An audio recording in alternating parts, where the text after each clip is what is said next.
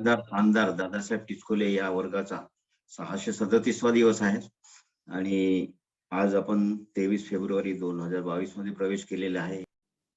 आज आपल्याला आदरणीय डॉक्टर सीमाताई पाटील ह्या मुंबईवरून लाभलेले आहेत आणि त्यांचा वर्ग आपलं जे योग शिक्षकांचा प्रशिक्षण सुरू आहे तर त्याच्यामध्ये वर्ग झाला होता. तो पाहून मग मी प्रभावित झालो आणि त्यामुळे आपल्या वर्गात ताईंना बोलवण्याचं ठरवलं होतं.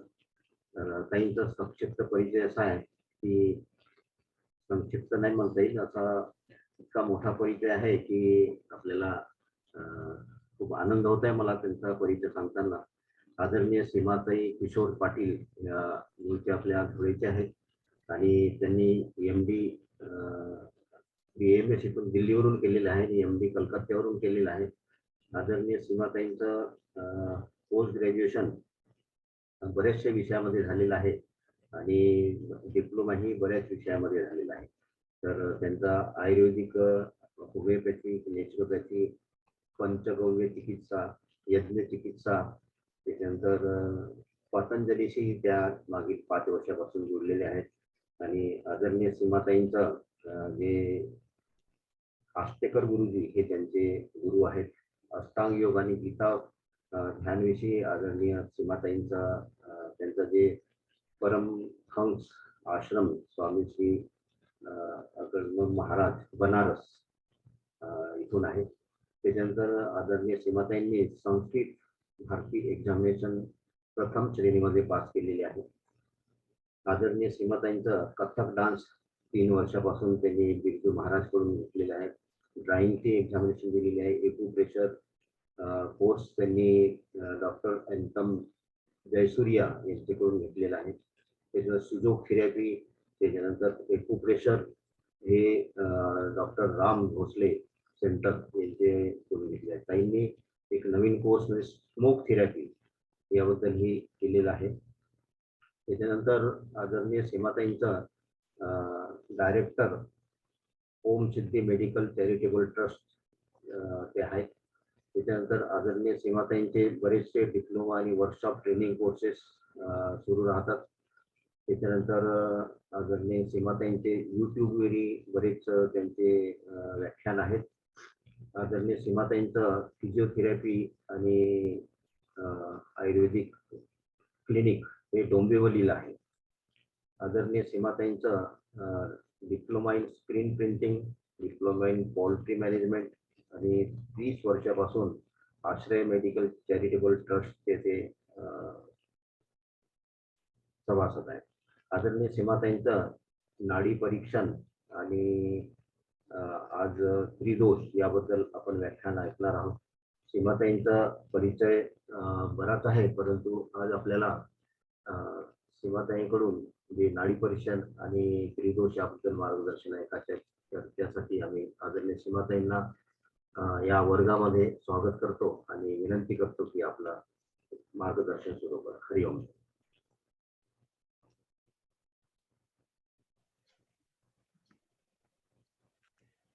हरिओम. सर्वांना माझा आत्म्यापासून प्रणाम. गुरुदेवांना प्रणाम, सद्गुरूंना प्रणाम. आजच्या या सत्रामधील परमपूज्य दादासाहेब टिचकुले यांना मी कोटी कोटी वंदन करते.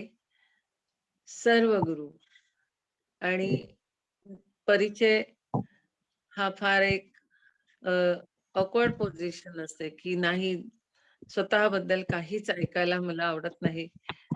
की इतके मोठे मोठे महान हस्ती आहेत की आता आपण जसे सूर्यनमस्कार घातले की एवढ्या सूर्यांच्या समोर मी एक अगरबत्तीचा बारीकसा चिरा घेऊन आपण ओवाळण्यासारखं आहे. तर डॉक्टर रमेश जी जे आहेत बांदेवचे, खूप माझ्यासाठी सिनियर आहेत. अर्पिताजी, अंजलीजी, सगळ्यांनी जेवढे मेहनत घेऊन हे उभं केलेलं आहे त्याच्यावरती एक रेडीमेड ताट वाढून ठेवायचं आणि आपण जेवायला बसायचं, तसं आहे की मी ह्याच्यामध्ये एक मुंगीचा सुद्धा वाटा आहे की नाही असं मला वाटतं.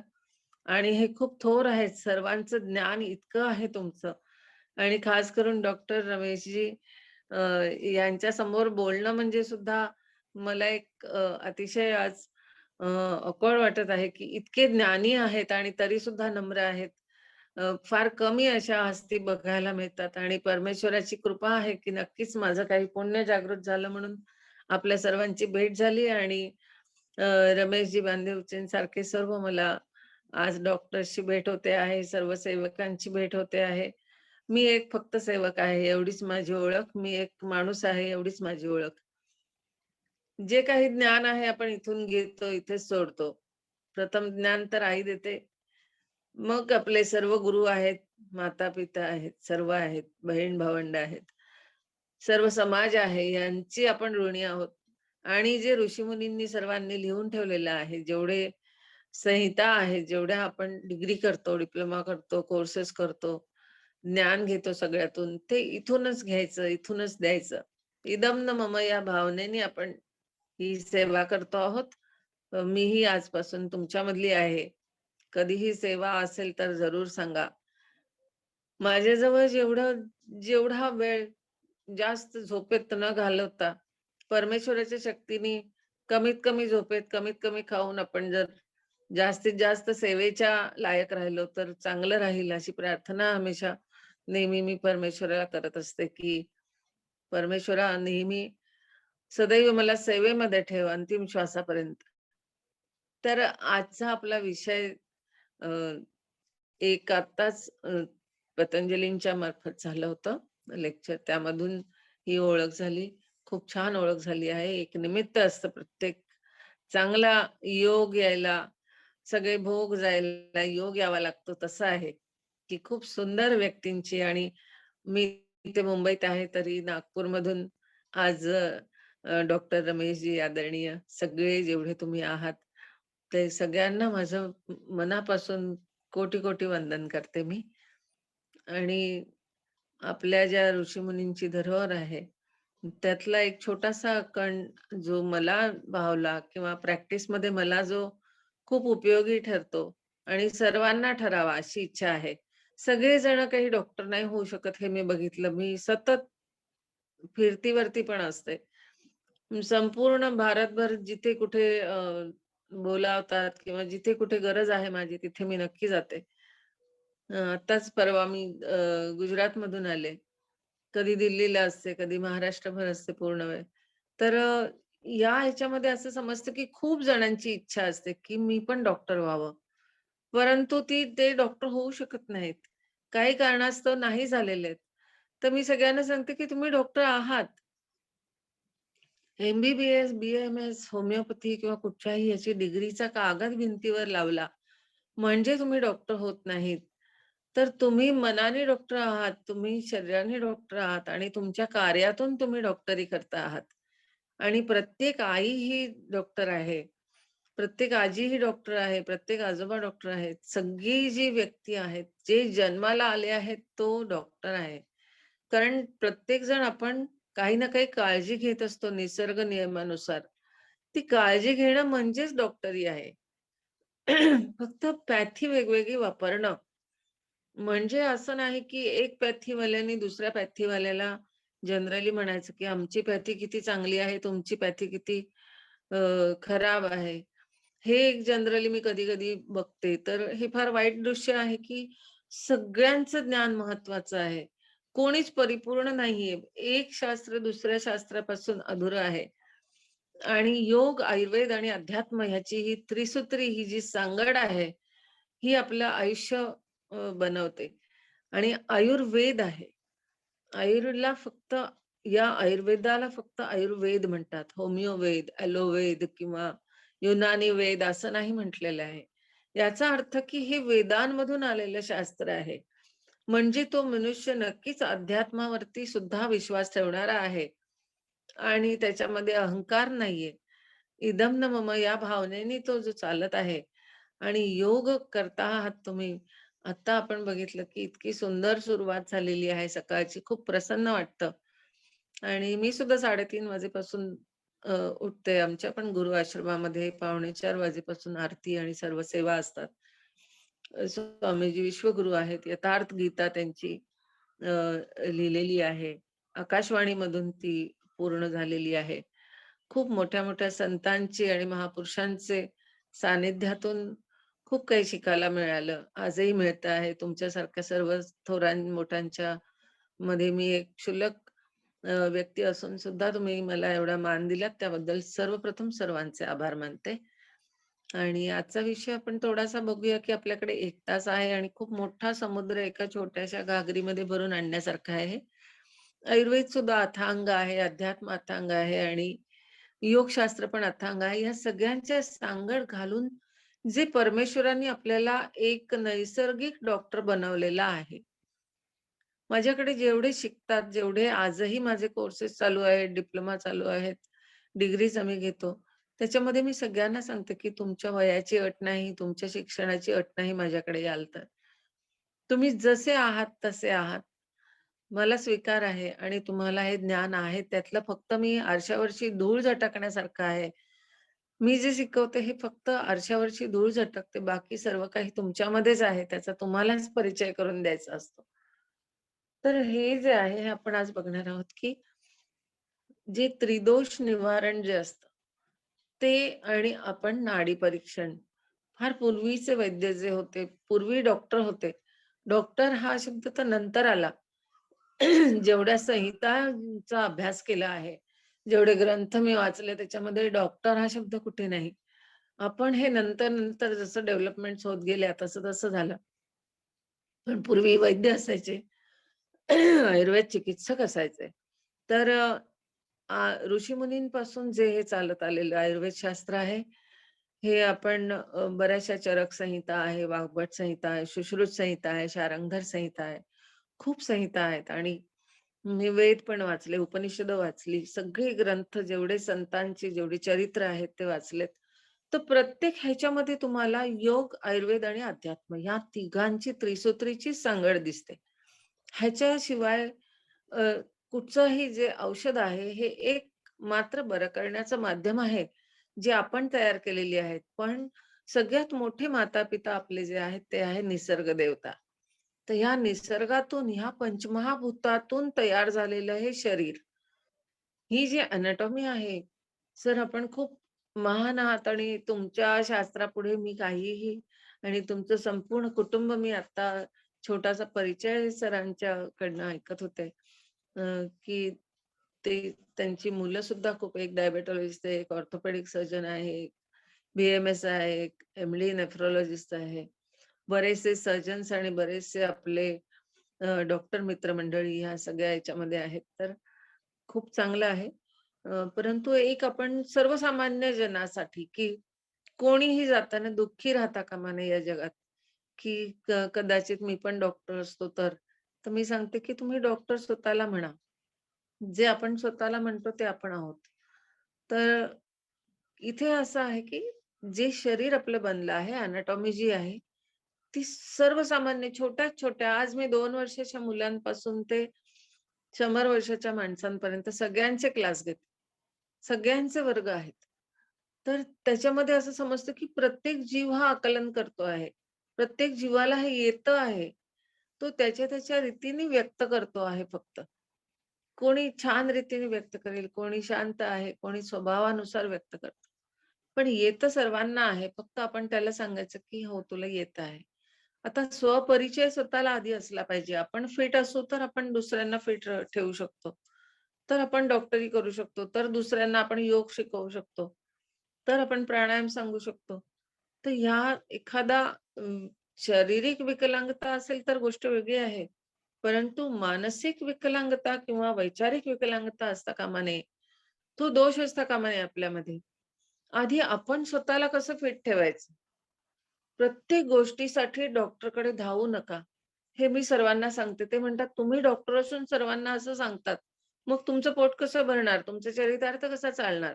तुम्ही जर सगळ्यांना सांगितलं, की तुम्ही सगळे स्वतः स्वतःचे डॉक्टर व्हा आणि सगळे छान जगायला लागले, तर मग कसं होणार?" मी सांगते, की वरच्याने आपल्याला जन्म दिलेला आहे.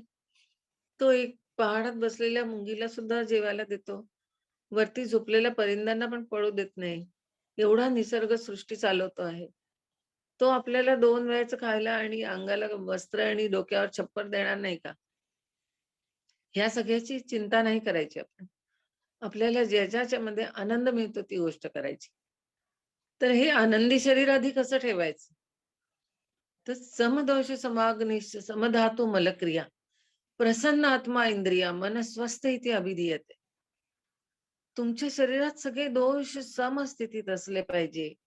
अग्नी जो आहे तो समस्थितीत असला पाहिजे. सगळे धातू 7 धातू आहेत ते समस्थितीत असले पाहिजे. मलक्रिया तुमच्या सर्व व्यवस्थित होत असल्या पाहिजे. आत्मा तुमचा प्रसन्न असला पाहिजे. तुमची इंद्रिया आणि तुमचं मन अतिशय स्वस्थ असलं पाहिजे. फक्त स्वास्थ्य म्हणजे खूप फिटनेस आहे, बॉडी फिटनेस किंवा आपण खूप काही ॲप्स दाखवले किंवा एकदम तगडं शरीर आहे म्हणजे स्वस्थ नसतं. तर ह्या स्वास्थ्यतेची ही एक सूत्र आहे. त्यामधून आपण स्वतःला परिचय करून घ्यायचा असतो स्वतःचा. खरा परिचय हा आहे स्वतःचा, की काय माझे दोष सम आहेत, माझा अग्नी सम आहे, माझे धातू चांगले आहेत, माझं मन चांगलं आहे, माझा आत्मा चांगला आहे, माझ्या इंद्रियांपासून होणाऱ्या क्रिया चांगल्या आहेत, तर मी चांगली व्यक्ती आहे. नाहीतर काय आजकाल तर असं आहे, की सर्टिफिकेट तर किती पण आपण मिळवू शकतो. पण जे आहे आनंद जो पंचकोशात्मक हे शरीर बनलेलं आहे आपलं. अन्नमयी कोश, प्राणमयी कोश, मनोमयी कोश, विज्ञानमयी कोश आणि आनंदमयी कोश. हे पंचकोशात्मक शरीर परमेश्वराने बनवलं आपलं. ह्यामध्ये एक प्राणरूपी दिवा ठेवला आणि खूप सुंदर असं आपण जशी झोपडी बांधताना आपण बघतो, की 4 एक उभ्या दांड्या घेतात, 4 आडव्या दांड्या घेतात. त्यांना बांधतात पूर्ण आणि जमिनीमध्ये रोवतात. त्याच्यानंतर त्याच्यावर छप्पर टाकलं जातं. छपराच्या रूपात सुद्धा काही दांड्या घेतल्या जातात आणि त्याच्यावरती थोडंसं गवत, झाड-पाला टाकला जातो आणि मग त्या भिंतींवर पण सर्व झाड-पाला लावला जातो आणि वरतून एक शेणा मातीचं लिंपण केलं जातं. जमीन पण तशी लिंपल्या जाते आणि एक आत सुंदरसा दिवा ठेवला जातो. बस खूप सुंदर अशी झोपडी तयार होते आणि असंच घर आपल्याला खूप आवडतं. आपण जर कुठे पिकनिकला जायचं ठरवलं किंवा तुम्हाला असं वाटलं, की मी खूप शांत आणि एक आनंदमयी जीवन जगण्यासाठी जावं, तर आपल्याला निसर्गात जावंसं वाटतं. आपल्याला पंचतारांकित हॉटेलमध्ये जाऊन एक एसीच्या रूममध्ये बंद करून मी कसं बसीन, हे स्वप्न आपण नाही बघत. पटकन कुठलाही मनुष्य, कुठलंही मूल, कुठलाही व्यक्ती ही निसर्गाकडे धाव घेईल. जिथे नदी आहे, डोंगर आहे, हिरवंगार सर्व आहे, शांतता आहे, परमेश्वराचे स्थान आहे आणि बाकी काहीही कुठचीही मोहमाया नाही. अशा ठिकाणी जेव्हा जावंसं वाटतं, तेव्हा तो आत्मा परमात्म्याने प्रभारित असलेला असतो आणि तोच आत्मा आणि तेच शरीर निरोगी असतं. निरोगी असणं हे महत्वाचं असतं. तर हे एवढे सारे रोग जे आपण प्रत्येक बघतो. आता तुम्ही सर्वजण योगा शिकवतात. योगा नाही म्हणणार मी, योग म्हणेन. योगा हे आत्ताच्या काळामध्ये आलेलं हे एक नवीन फॅड म्हणूया आपण. योग मधलं फॅड आलंय त्याचा योगा झालं. मग डान्स योगा आहे, अमकं योगा आहे, झुंबा योगा, अमुक योगा, फिटनेस योगा. हे कधी पूर्वी नव्हतं आणि कुठच्याही शास्त्रात तुम्हाला नाही मिळणार. हे आपण तयार केलेलं आहे. लोकांना आवड निर्माण व्हावी म्हणून एक तऱ्हेचं अट्रॅक्शन किंवा बिझनेस तयार व्हावा म्हणून केलेलं फॅड आहे. परंतु असली योग हे शास्त्राने जे दिलेलं आहे, हे निसर्गोपचाराप्रमाणे चालतं. निसर्ग उपचार हाच आयुर्वेदामध्ये येतो. इथे सुद्धा मी कधी-कधी वाद घालताना बघते बऱ्याच जणांना. हां, ते काय निसर्गोपचार तज्ञ आहेत. मग ते म्हणणार, की आम्ही असलं नाही करत. आम्ही काय आयुर्वेद तज्ञ नाहीये. आम्ही निसर्गोपचार तज्ञ. अरे, निसर्गोपचार, आयुर्वेद, होमिओपॅथी, युनानी हे सगळं काही तुम्हाला इथेच आहे. या सगळ्या शास्त्रांचा एक जसं लाडू आपण तयार करतो, तसं आहे, की या सगळे एकमेकांपासून अधुरे आहेत. या सर्वांना आपल्याला एकत्रित करूनच आपल्याला पुढे जायचं आहे. कोणी कोणालाही आपण कमी लेखायचं नाही. तर हे शरीर अशा तऱ्हेनेच तयार झालेलं आहे. आता तुम्ही म्हणाल, की झोपडीचं उदाहरण कशाला दिलं? तर परमेश्वराने हे एक तऱ्हेची झोपडीच बनवली आहे. ही परत बनते, मग पाऊस आला, पाणी आलं, काही निसर्गाची आपत्ती आली, की ती जाते. पुन्हा आपण नवीन उभी करतो. तसं आहे. ही जी काही हाडं उभी घेतली त्यांनी, काही आडवी हाडं घेतली. उभी हाडं जशी हाताची आहेत, पायाची आहेत. आडवी हाडं जशी छातीची आहेत, पाठीची आहेत, कमरेची आहेत. ही घेतली. त्याला बांधलं आणि वरती हे छप्पर रूपी हे सगळे हे घासपूस रूपी आपल्याला केस दिलेले आहेत. ही संपूर्ण 7 धातूंचा रस, रक्त, मांस, मेद, अस्थी, मज्जा, शुक्र या 7 धातूंचा एक गोळा तयार केला. जसं माती आणि शेणाचं लिंपन केलं, तसं या सर्व काड्यांवरती लावलं आणि त्याला एक सुंदर रंग दिला. कोणी सावळा आहे, कोणी गोरा आहे, कोणी काळा आहे. कोणाचे डोळे निळे आहेत, कोणाचे घारे आहेत, कोणाचे चॉकलेटी आहेत, कोणाचे काळे आहेत. असं सुंदर रंगांनी ह्या मनुष्याला बनवलं. तुमच्या शरीरावर संपूर्ण बघाल तर तळ हाताचा रंग वेगळा आहे, मागचा रंग वेगळा आहे. जिभेचा रंग वेगळा आहे, डोळ्याचा वेगळा आहे, केसाचा वेगळा आहे. शरीर एकच आहे. किती रंगसंगती त्याने बनवली ह्यामध्ये आणि सुंदर ही घर बनवलं. त्याच्यानंतर प्राणरूपी आपल्याला त्याने एक दिवा ठेवला. तो दिवा विझतो त्यावेळेला आपलं शरीर या पंचमहाभूतात पुन्हा विलीन होतं. कोणीही वारल्यानंतर आपण काय म्हणतो, की हे आज पंचमहाभूतामध्ये विलीन झाले. ही व्यक्ती पंचमहाभूतात विलीन झाली. तर दुसऱ्या कशात विलीन झाली असं का नाही म्हणत? ह्या टेबलात विलीन झाली, इकडे विलीन झाली, वस्तूत विलीन झाली, झाडात विलीन झाली असं का नाही म्हणत? पंचमहाभूतात विलीन झाली. म्हणजे प्रत्येकाला हे माहिती आहे, की हे शरीर पंचमहाभूतातच विलीन होऊ शकतं. अजून कुठे विलीन नाही होत. मग हे विलीन कशात होतं? ते ज्याच्यात आपण म्हणतो, की एखादी गोष्ट सॉल्युबल कशात आहे? तर तुम्ही ज्याच्यातून आला आहात त्याच्यामध्येच तुम्ही लवकर मिसळतात. जसं आपला आपण एखादी आता आपण जाती नाही मानत. आपण योगाच्या रस्त्यावरती चालत आहोत. तर जसं तुम्ही बघाल किंवा प्राणी, पक्षी असतात, की दिवसभर सगळे एकत्र असतात, पण शेवटी कावळे कावळ्यांमध्ये जातात, चिमण्या चिमण्यांमध्ये जातात, बगळे बगळ्यांमध्ये जातात, पोपट पोपटामध्ये जातात. तर तसं ही माणसं आपापल्या जातीमध्ये जातात. किंवा आपण कुठे एक मोठी सभा बघितली, तर स्त्रिया स्त्रियांमध्ये आपोआप बसतात, पुरुष पुरुषांमध्ये बसतात. तसं हे पंचमहाभौतिक शरीर हे पंचमहाभूतात जाऊन बसतं नंतर. तिथूनच आलेलं आहे. आता ही पंचमहाभूत कोण? पंचमहाभूत म्हणजे काय? बऱ्याचदा मी बाहेर फिरते त्यावेळेला सांगतात, पंचमहाभूत म्हणजे काय? पंचमहाभौतिक चिकित्सा म्हणजे काय? त्यानंतर त्रिदोष म्हणजे काय? तर हे सगळ्या गोष्टी किंवा पंचकर्म म्हणजे काय?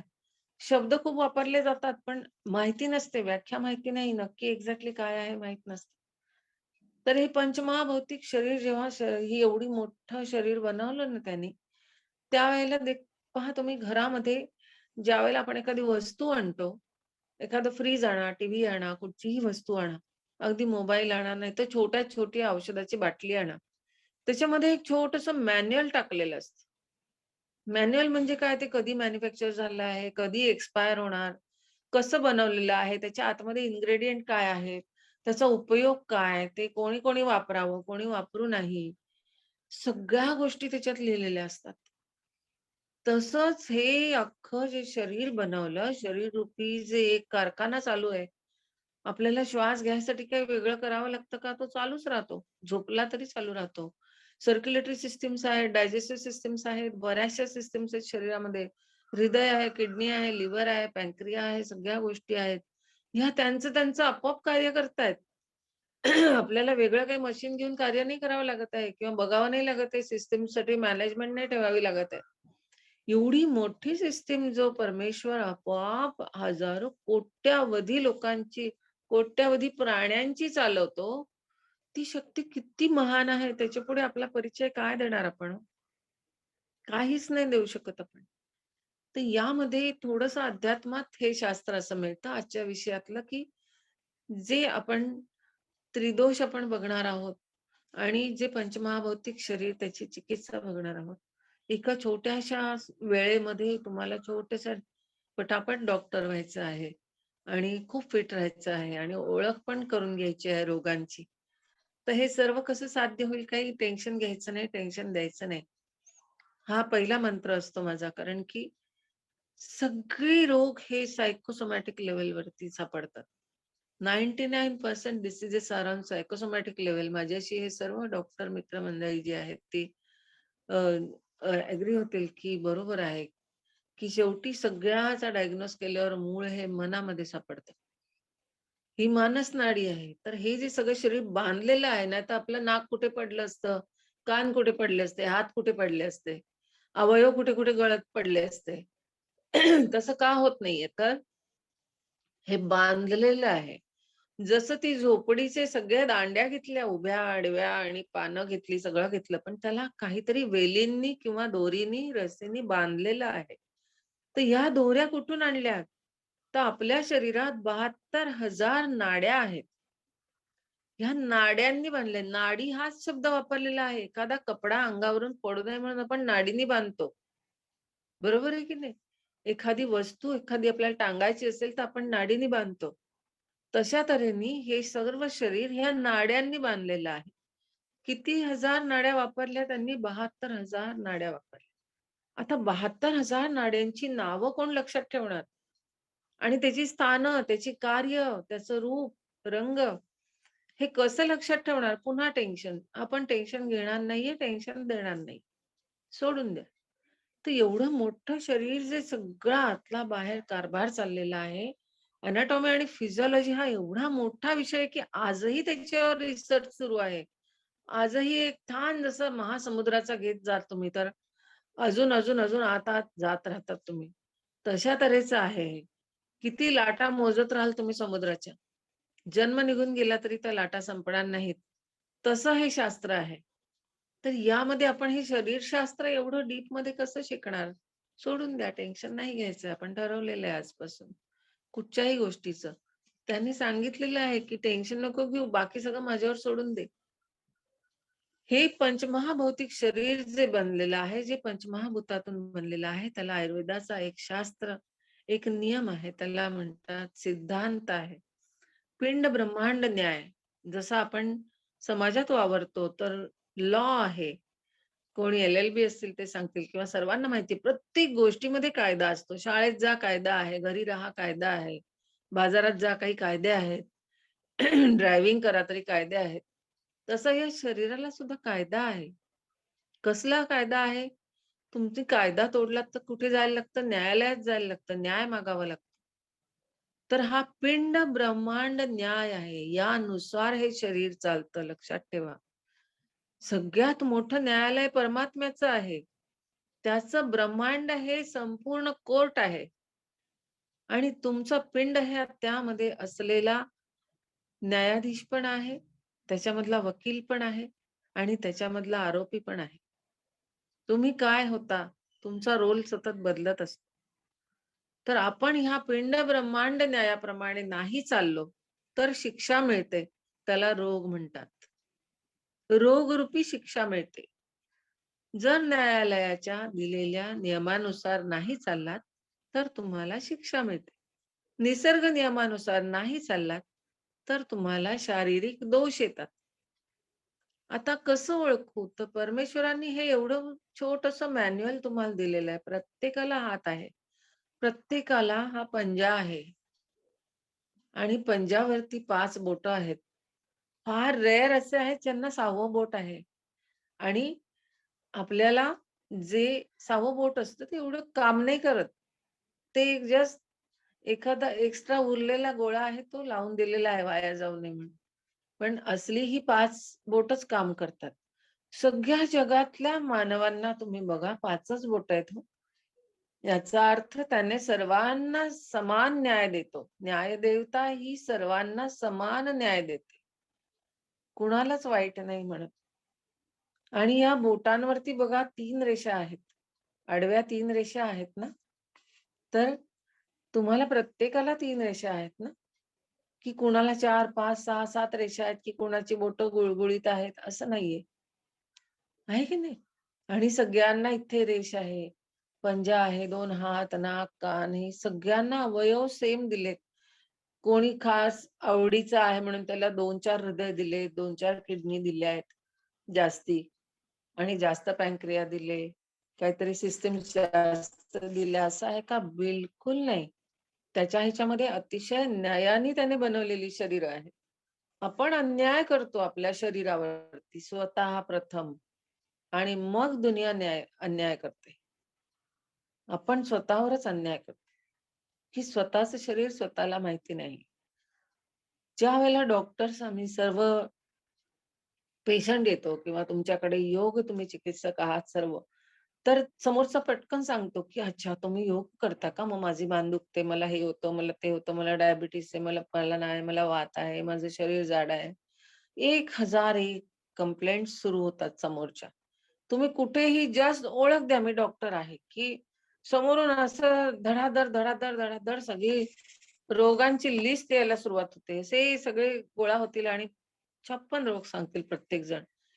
असं वाटतं, की इतकं तुम्ही रोगांचे माहेरघर आहात का? का आहे आणि का नाही स्वतःबद्दल तुम्ही काळजी घेत? स्वतः का नाही डॉक्टर होत? या कोर्सचं नावच म्हणजे मी बी युअर ओन डॉक्टर ठेवलेलं आहे. तुम्ही स्वतःचे स्वतः डॉक्टर व्हा. सतत डॉक्टरांची गरज पडता कामा नये तुम्हाला. तर छोट्या मुलांना पण मी शिकवते, 2 वर्षाच्या मुलापासून शिकवते, की तू डॉक्टर हो. तुला तुझी चिकित्सा करता आली पाहिजे. तू पडलास तरी तुला तुझं स्वतःचा रोग बरा करता आला पाहिजे. तशा तऱ्हेने ह्याने जे हे पंचमहाभौतिक शरीर बनवलं आहे, यामधून येणारे दोष किती आहेत? हजारो, लाखो आहेत. फाईल जर तुम्ही बघाल पेशंट्स एवढ्या पिशव्या भरून-भरून घेऊन येतात. बरोबर घरचे लोकं घेऊन येतात.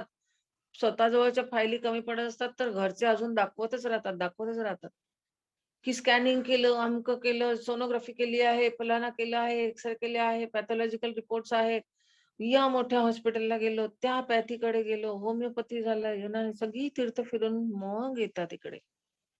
योग आणि आयुर्वेदाकडे कोणी पटकन नाही हो वळत. कधी काय झालं, की कोणी मलाच आठवत नाही, की कधी पटकन येतात पहिल्यांदा. फर्स्ट स्टेप मधले कधी कोणी येत नाहीत. अंतिम स्टेजला जेव्हा ते सगळे सोडून देतात, की जा आता परमेश्वराची प्रार्थना करा आणि जगाल तेवढं जगा.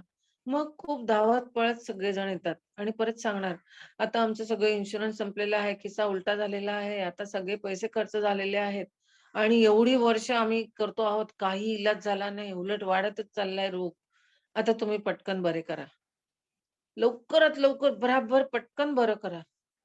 अशी घाई असते सगळी. सर्वांनी जे काही त्यांच्यावर प्रयोग केले आहेत, ते पण आपण धुवायचे. त्याच्या आतमध्ये मानसिक रोग आहेत ते धुवायचे आणि त्याला पुन्हा शरीर स्वस्थ बनवायचं. ह्या सगळ्यांच्या मध्ये आपलं मानसिक संतुलन ठेवणं. दिवसाला 50 पेशंट केले, तर प्रत्येक पेशंटची केस हिस्ट्री वेगळी. प्रत्येकाचं दुःख वेगळं, प्रत्येकाची व्याधी वेगळी, त्याचा इलाज वेगळा, त्याची कारणं वेगळी, त्याची लक्षणं वेगळी. हे सगळं डायग्नोज दृश्य परीक्षण डायग्नोज आहे.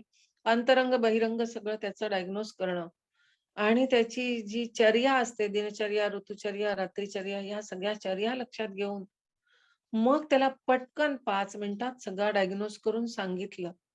तर तुमचं डोकं किती शांत पाहिजे, तुमचं मन, इंद्रिय आणि सर्व आत्मा किती शांत पाहिजे, हे करण्यासाठी हे न्याय परमेश्वरांनी दिलेला आहे. हे घे बेटा मॅन्युअल घे आणि ह्याच्याप्रमाणे वाग. हे तुला जसं-जसं समजत जाईल, त्याप्रमाणे तू निसर्गाशी जर सहकार्य केलंस, तर तू फिट राहशील. कसं आहे आपण बघूया. हा आजचा विषय, की व त्रिदोष निवारण आणि नाडी परीक्षण. आता या 72,000 नाड्यांबद्दल आपण विसरून जाऊ. प्रमुख 5 नाड्या आहेत, ज्या पंचमहाभूतांचं प्रतीक पण आहेत. ही अग्नी आहे, वायू आहे, आकाश आहे, पृथ्वी आहे आणि जल आहे. मी थोडंसं स्पीडमध्ये जाणार कारण आपल्याकडे वेळ कमी आणि शास्त्र जास्त शिकायचं आहे. तर हा बघा, हे चारही एका लाईनीत बसवले आणि आपण प्रत्येक गोष्टीला का लावत जाऊया. का असं केलं असेल? का असं? का असं? तर तुम्हाला त्याचं उत्तर पण तोच देतो. परमात्माच देतो. ही चारही बोटं एका लाईनीत बसवली आणि ह्याला का बरं असं वेगळं स्थान दिलं? हा छोटा आहे, बुटका आहे. तो या इतक्या सगळ्यांचा इतका मोठा पण नाही. तरी पण, पण ती नाडी आणि ते पंचमहाभूत कुठचं आहे? अग्नी आहे. घरामध्ये अगरबत्ती लावली तरी 10 वेळा आपण बघतो, ह्याचा शिरा कुठे पडणार नाही ना? कशावर पडला तर आग लागणार नाही ना? काही जळणार नाही ना? दिवा लावला छोटासा तरी लक्ष ठेवतो आपण. फॅन लावला तर बघा विझेल, नाहीतर आग लागेल.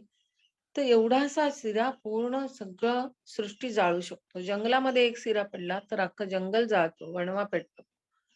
त्याची सुरुवात एकदम मोठी नसते. वणव्याची सुरुवात ही एका ठिणगीपासूनच असते. तर ही ठिणगी आहे.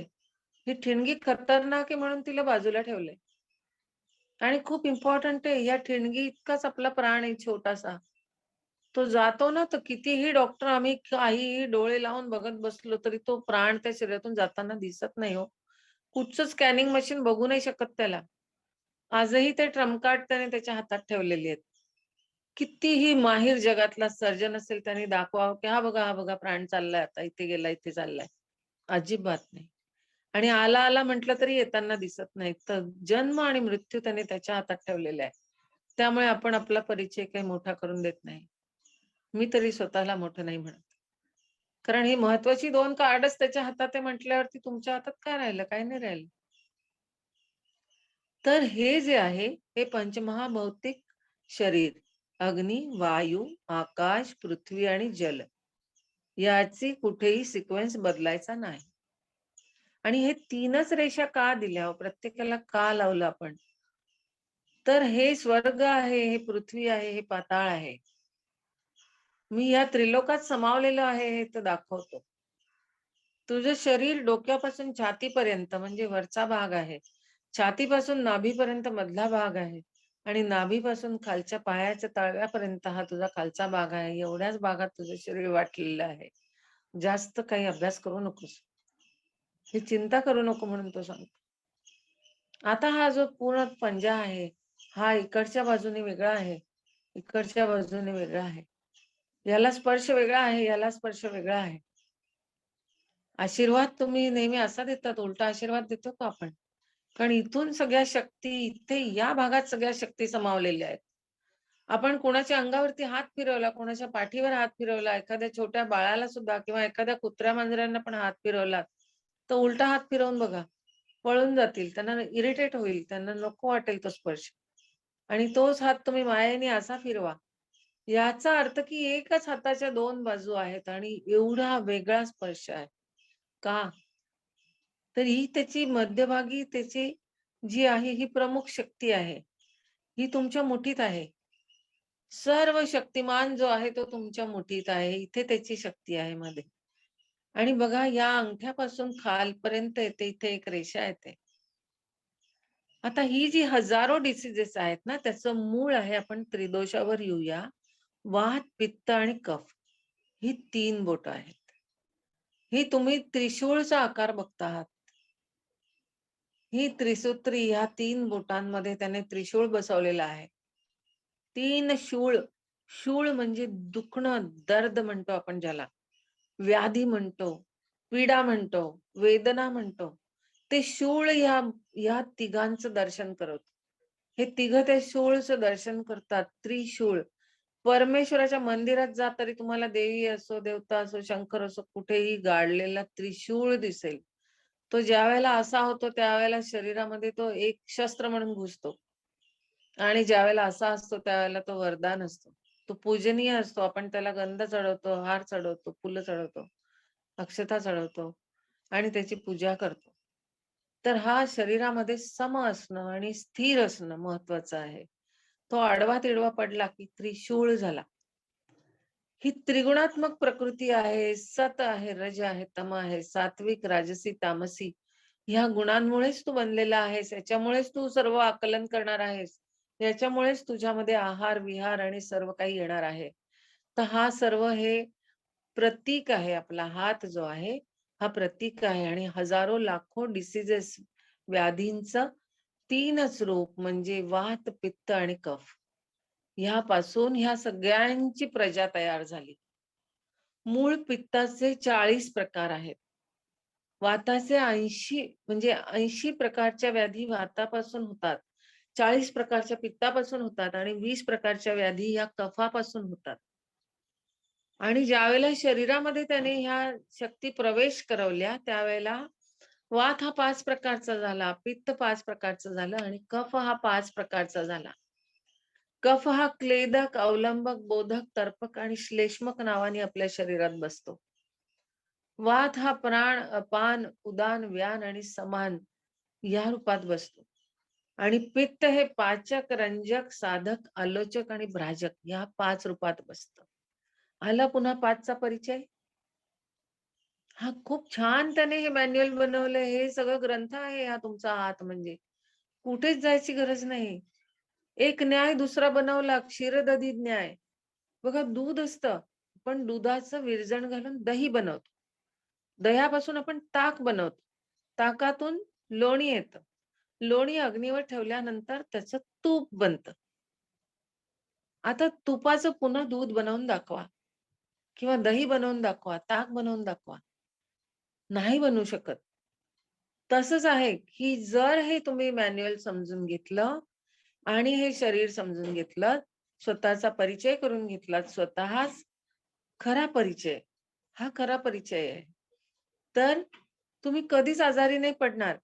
आणि जसं तुपाचं पुन्हा दूध नाही बनवू शकत, दही आणि इतर नाही बनवू शकत, तसंच हा रोग पुन्हा उलटून तुमच्या शरीरात नाही जाऊ शकत. एकदा शरीराच्या बाहेर काढलात की तो गेला, खतम. क्षीरदधी न्याय म्हणतात त्याला. मी माझा न्याय नाही सांगत आहे. हे सर्व तुम्हाला संहितांमध्ये वाचायला मिळेल. कधी वाचा. इकडे-तिकडे कुठच्यातरी सीरियल्स बघत बसतात आणि काही ना काहीतरी चर्चा करत बसतात. याची सासू अशी, त्याची सून अशी, त्याचं अमकं असं, त्याचा पैसा असा, तो या मार्गाने करतो, ते हे काम कर काही नाही. 2 कान देवाने दिले, इकडून ऐका, इकडून सोडा. 2 डोळे आहेत, वाईट दिसतंय मिटून घ्या. गांधीजींची माकडं व्हा. काही वाईट बोलायचं नाही, काही वाईट ऐकायचं नाही, काही वाईट बघायचं नाही. हे जर आपण सर्वांनी ठरवलं, मीही त्यामध्ये सामील आहे. आपण ठरवलं असं मी म्हणते. तर हे फार सुंदर मॅन्युअल आहे. त्याप्रमाणे आपण जगलो तर आपण पण परमेश्वराचे अवतार आहोत. इतना मैंने किया तो मैं कबीर, इतना आप करोगे तो आप कबीर. कबीरा कबीरा क्या कहे, सो दो शकल शरीर. आशा तृष्णा वश करे, सोही दास कबीर.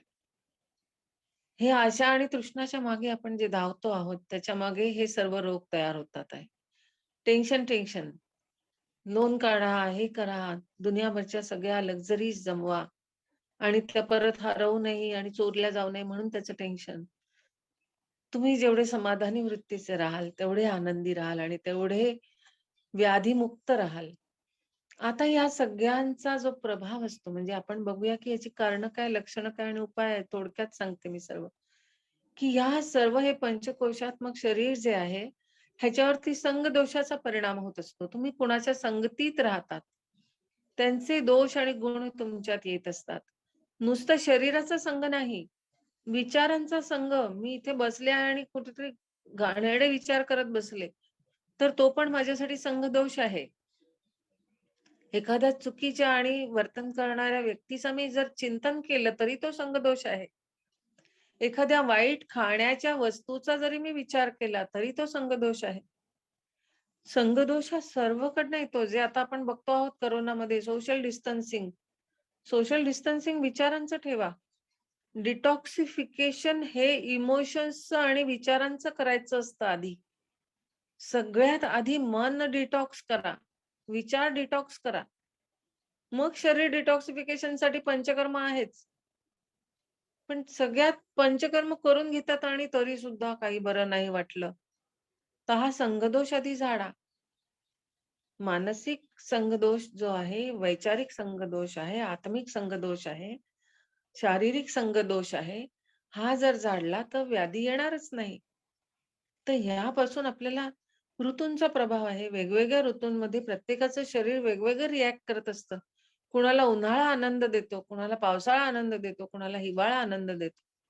प्रत्येकाच्या प्रकृतिमानानुसार त्याचं शरीर आनंद घेत असतं आणि तसं त्याला त्रास होत असतो. समोरच्याला होतो आहे म्हणून मी प्रिकॉशन्स घेणं किंवा मला थंडीत त्रास होतो तर मी सगळ्यांना सांगणं थंडीपासून तुम्ही स्वतःचं रक्षण करा. अरे समोरच्याला थंडी आनंद देत असेल, त्याला नसेल त्रास होत. मला थंडीत कफाचा त्रास होतो म्हणजे जगाला थंडीत कफाचा त्रास होणार असं नाहीये. तर कुणाला आज योगी लोक मी किती बघते आहे, आश्रमात पण मी बघते, सगळीकडे तुम्ही बघता, की प्रचंड कडाक्याची थंडी असते आणि ते फक्त कमरेला एक पंचा गुंडाळून मस्त हवेमध्ये, पहाडामध्ये, पाण्यामध्ये चालत असतात, अंघोळ करत असतात थंड पाण्याने. काही होत नाही त्यांना. अतिशय ऊन असतं, आपण अगदी छत्री घेतो, थंड खात असतो आणि गुंडाळून घेतलेलं असतं स्वतःला. पायात एवढ्या जाड घालतो आणि सावलीतून फिरतो. हे लोक उन्हाळ्यात पहाडावरती बिना पायात चपला घालून फिरतात. हे जे आहे ना, हे मॅन्युअल त्यांनी अतिशय मनापासून सांभाळलेलं आहे आणि तसंच्या तसं जे मॅन्युअल मध्ये दिलंय तसं वापरतात. म्हणून ते योगी आहेत, म्हणून ते साधू आहेत, म्हणून ते महर्षी आहेत, म्हणून ते तपस्वी आहेत आणि म्हणून ते महापुरुष आहेत. तर आपण पण तसं करू शकतो. पण आपण आधी मनाने ठरवावं लागतं.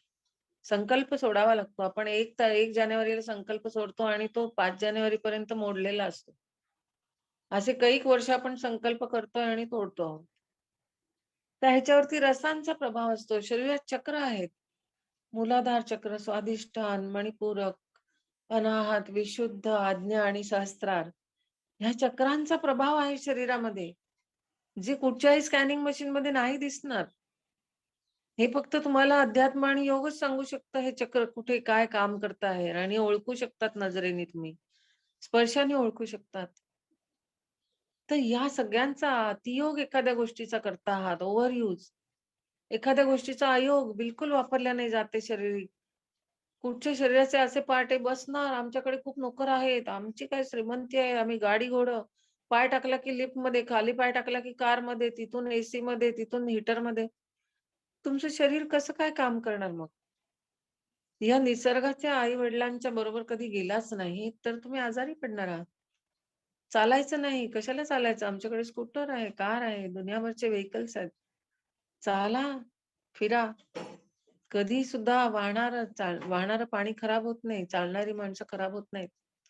तसं आहे. बहता पानी और फिरता साधू कभी न मैला होय. तसं आहे. तर हा एक मिथ्यायोग पण असू शकतो. मिसयूज करतात त्याचा खूप. मिळालंय शरीर म्हणून कसंही वापरा, काहीही खा, कसंही झोपा, कसंही बसा, कसंही वागा, कसंही विचार करा. हा सगळा मिथ्यायोग आहे. कधी-कधी अपघातामुळे येणारी व्याधी आपण समजू शकतो. कधी अनुवंशिकतेमुळे येणारी व्याधी समजू शकतो.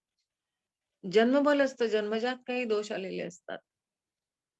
काही वेळेला काल म्हणजे बाल्यावस्थेत आलेला रोग हा प्रौढावस्थेमध्ये सुद्धा विकृत रूप घेतो किंवा प्रौढावस्थेत असलेला वृद्धावस्थेमध्ये विकृत रूप घेऊ शकतो.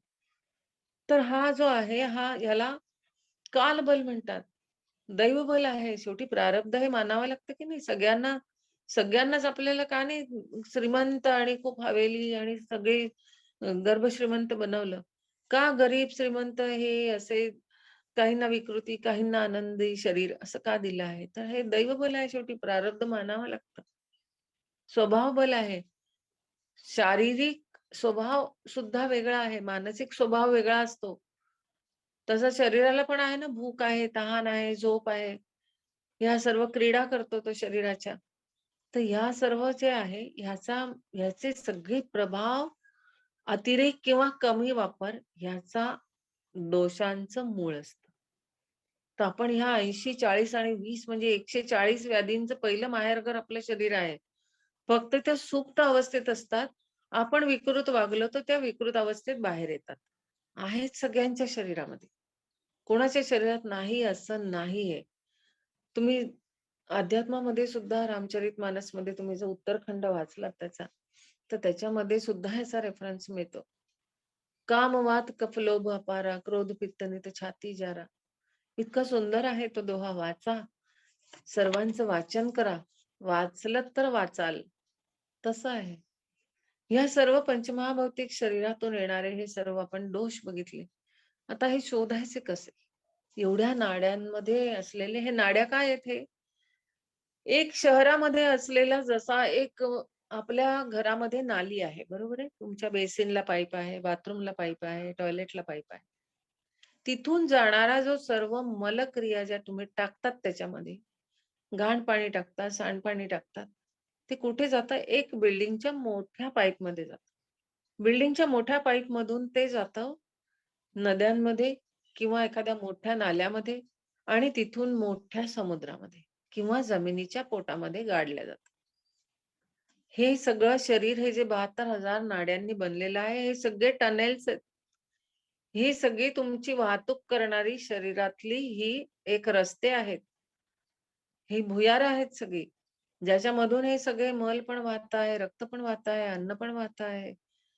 सर्व काही वाहत आहे. बारीक, बारीक, बारीक सूक्ष्म केसासारख्या नाड्या आहेत. त्या पण दोष वाहून आणतायत. थोड्याशा मोठ्या शिरा दिसतायत. तुम्ही हाताच्या बाहेर बघा, या अशा शिरा दिसतात. अंगावर, डोक्यावरती ते सगळीकडे तुम्हाला शिरा दिसतील. त्या पण टनेल्सच आहेत. आणि मोठा टनेल आहे जो शरीराबाहेर सगळं फेकतो. गुदद्वार आहेत. हे 2 कानाची छिद्र आहेत, नाकाची छिद्र आहेत 2. आपण उलटी करतो. तोंड आहे, नाभी वाटे आपण नाभीला जी आपली कॉर्ड जोडलेली होती, तर नाभी पण आहे. निपल्स आहेत 2.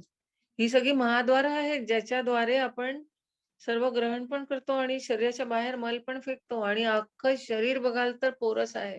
बारीक, बारीक, बारीक, बारीक सुईच्या इतक्या छिद्रांनी बनलेलं आहे. छिद्र डोळ्यांनी दिसत नसतील, तर घाम येतो त्यावेळेला समजतं, की संपूर्ण शरीराला मला डोक्यापासून पायापर्यंत घाम आलाय. याचा अर्थ शरीर सच्छिद्र आहे, छिद्रांनी बनलेलं आहे. जर त्याच्यातून काही बाहेर जाऊ शकतं, तर आत पण येऊ शकतं आणि ते थांबू पण शकतं. याला दरवाजे आहेत. तर हे सर्व कसं फिट ठेवायचं? आधी आपण हा छोटासा नाडी परीक्षण परिचय घेऊया, कारण की वेळ होत आलेला आहे. तुम्ही सर्वांनी हात असा करा आणि प्रत्येकाने पाहिजे तर व्हिडिओ फक्त तुमचे ऑन करा. अं, म्हणजे मला समजेल, की मी जे सांगते आहे ते तुम्ही आकलन तुम्हाला होत आहे की नाही. आणि म्यूट ठेवा फक्त आवाज. तर डावा हात सर्वांना आहे ना? कोणाचा तरी चुकून कापला गेला असेल, तुटला असेल तर काही घाबरू नका. हरकत नाही. परमेश्वराने आपल्याला उजवा हात दिलाय, कानामागे दिले, 72,000 नाड्या आणि एवढी सगळी मर्मस्थानं दिली आहेत. डाव्या हाताने सगळ्यांनी आशीर्वाद देऊया आपण सर्वांना, की सर्वांचं कल्याण हो. प्रत्येकाला इथे एक रेष आहे का बघा? मनगटाच्या खाली रेष आहे ना एक? आहे ना? म्हणजे युनिव्हर्सल शरीर बनवलंय. You are a unique piece. पण तुमचा चेहरा सारखा आहे का हो सगळ्यांसारखा? नाहीये. अख्ख्या जगात शोधून या तुमच्यासारखं कोणीच नाही. मग यू आर द किंग. तुम्ही अतिशय सुंदर आहात. परमेश्वराचे लाडके आहात म्हणून तुम्हाला स्पेशल पीस बनवलाय आणि प्रत्येकाला स्पेशल पीस बनवला. आपण म्हणतो ना काहीतरी स्पेशल आयटम द्या किंवा असा एकच बायका साड्या घ्यायला जातात. सांगतात अशी साडी द्या की कुठेच नसेल. फक्त कंपनीने तो एकच पीस बनवलाय. मग तो अजून महागात देतो आणि बाई घेऊन येते आणि मग तिला भरपूर ठिकाणी दिसतो तसा. पण आपण मात्र युनिक आहोत. त्यामुळे स्वतःबद्दल अभिमान बाळगा, की देवाने मला फार सुंदर बनवलंय. तर हे जे मॅन्युअल आहे बघा, तुम्हाला इथे मॅन्युअलच्या इथे मुळाशी एक आडवी रेष दिसेल. आहे सर्वांना? हा अंगठा जिथे संपतो आणि ही आडवी रेष जिथे येते, मी अतिशय सोप्या पद्धतीने आपण सगळे मास्तर आहोत. डॉक्टर पण मास्तर आहेत आणि योग शिक्षक पण मास्तर आहेत. तर मास्तर म्हणजे आईच्या स्तरावर जाऊन प्रत्येकाला हे ज्ञान मिळालं पाहिजे. अशा स्तरावरती सांगण्याचा मी प्रयत्न करते. मी आशा करते की तुम्हाला हे आवडेल. तर हे जे आहे खूप मोठे महान डॉक्टर्स माझ्या समोर आहेत सर्व. मी सर्वांची क्षमा मागेन, की मी पूर्ण एनाटॉमिकल आपली मेडिकल लँग्वेजमध्ये नाही शिकवणार. तर ही जी रेष अंगठ्याची जर तुम्ही बघितली, तर ती जिथे संपते आणि ही रेष आडवी जिथे येते, तिथे सर्वांनी आता मन, चित्त, बुद्धी, शरीर, इंद्रिय, आत्मा एकत्र करून इथे बोट लावा आहे. कशा डायरेक्शनमध्ये? या डायरेक्शनमध्ये उजव्या हाताचं हे बोट इथे लावा. इथे लावलं, दुसरं बोट इथे लावा आणि या त्रिशूळाचं तिसरं बोट इथे लावा. शांतपणे डोळे मिटा. आपल्या श्वासावर लक्ष द्या. मन, शरीर, आत्मा, श्वास सर्व शांत ठेवा. आणि ह्याच्यावरती जिथे बोटांची टोकं टेकवली आहेत, तिथे लक्ष द्या. सर्वांनी डावा हात समोर ठेवायचा आहे आणि उजवा हात या बाजूने घ्यायचा आहे.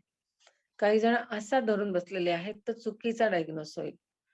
तर मुळात डायग्नोस हा चुकीचा करायचा नाही. जो डॉक्टर डायग्नोस चुकीचा करतो, तो परीक्षण पण चुकीचं करणार सगळं आणि इलाज पण चुकीचा करणार.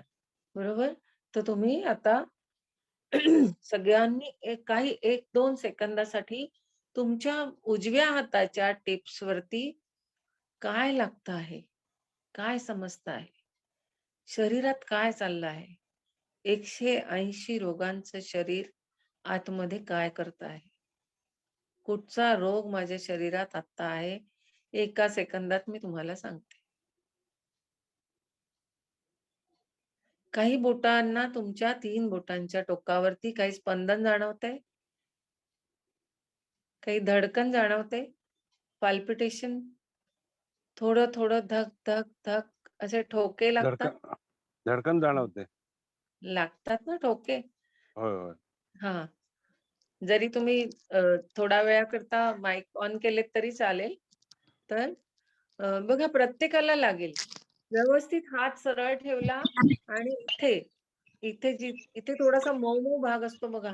पूर्वीच्या पिक्चर होय, मधल्या होय. हिरोईन किंवा हिरो इथलं काटून घ्यायचे अशी नस. तर ही महत्वाची नाडी आहे.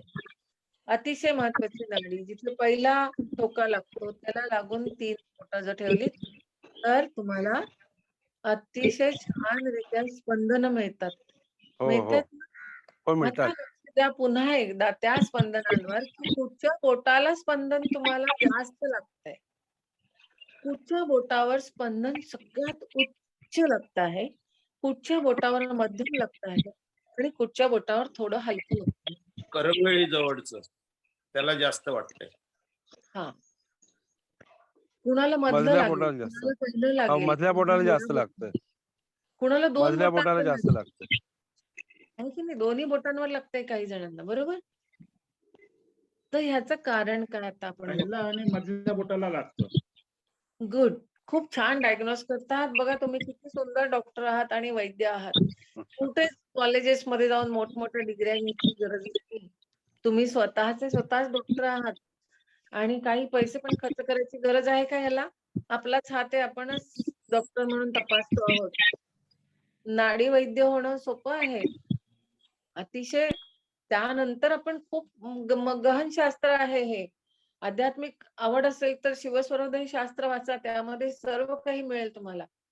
आणि ह्या बोटाच्या वर, खाली, डावीकडे, उजवीकडे, आतमध्ये, बाहेर अशा तऱ्हेचं नंतर डायग्नोज केलं जातं, की कुठे स्पंदन जास्त लागलं, कमी लागलं त्या बोटावर पण.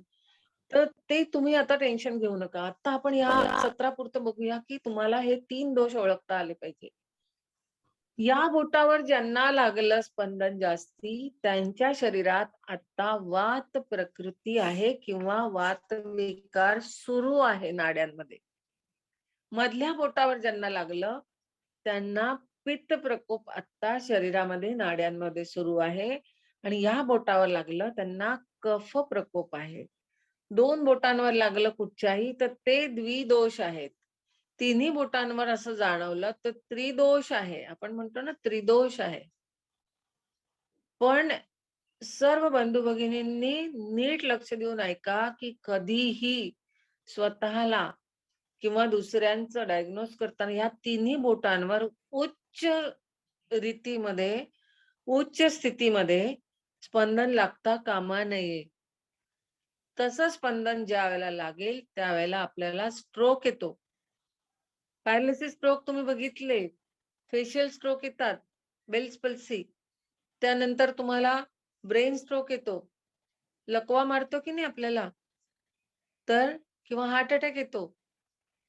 तर हे सगळं काही आहे या 3 नाड्या जर रोज बघत राहिलात ना, कधीच कुठचा स्ट्रोक येण्याची भीती नाही तुम्हाला. आता येईल सगळ्यांना बघता. काही लागलं तर आपण परत-परत भेटू. मला तुम्ही पुन्हा बोलवा. काही प्रॉब्लेम नाही. पण आजपासून तुम्ही वैद्य आहात. आजपासून तुम्ही स्वतःचे डॉक्टर आहात. स्वतः डायग्नोज करा. समजतं सगळ्यांना ना? खूप छान तुम्ही सर्वांनी बघितलं. अतिशय छानरित्या तुम्हाला समजेल, की वात, पित्त, कफ. लक्षात ठेवा हे बोट वाताचंच, हे पित्ताचंच आणि हे कफाचंच ह्या 3 मुख्य नाड्या 72,000 नाड्यांमधल्या एवढ्या समजल्या तर सगळी व्याधी आहेत. मग आपल्याला लक्षात यायला पाहिजे या बोटाला धडकन जास्त लागली, तर माझ्या शरीरात किती रोग सुरू आहेत आता? 20 टाइपच्या व्याधी आता धुमाकूळ घालणार आहेत. या बोटाला लागलं तर 40 टाइपच्या आणि या बोटाला लागलं तर 80 टाइपच्या. 2 लागल्या तर तेवढ्यांची बेरीज करा. तर भराभर आपलं सगळे जे दोष मी सांगितले, की कशा-कशामुळे येतं, धातूमुळे, दिनचर्या आहे, ऋतुचर्या आहे, योग नाही केला किंवा संगदोष केला, त्रिगुणात्मक. आता प्रत्येकाला आपण एकच ज्ञान शिकवतो. आपण सगळेजण शाळेत एकाच जातो. एक टीचर सगळ्या स्टुडंट्सना शिकवते. पण प्रत्येकाला मार्क परीक्षेत वेगळे-वेगळे का मिळतात? तर त्याच्या गुणानुसार तो आकलन करतो. तुम्ही सत्संगात जाता, कुणाला तो सत्संग आवडतो, कुणाला एकदम बोरिंग होतं, कोणी झोपून जातो, तर कोणी म्हणतं, "वाह! आयुष्यातलं खूप सुंदर ज्ञान मिळालं." असं का होतं बरं? संत एकच एकच सत्संग सर्वांना एकाच डायसवरनं सांगत असतात. मग याचा परिणाम असा वेगळा-वेगळा का निघाला?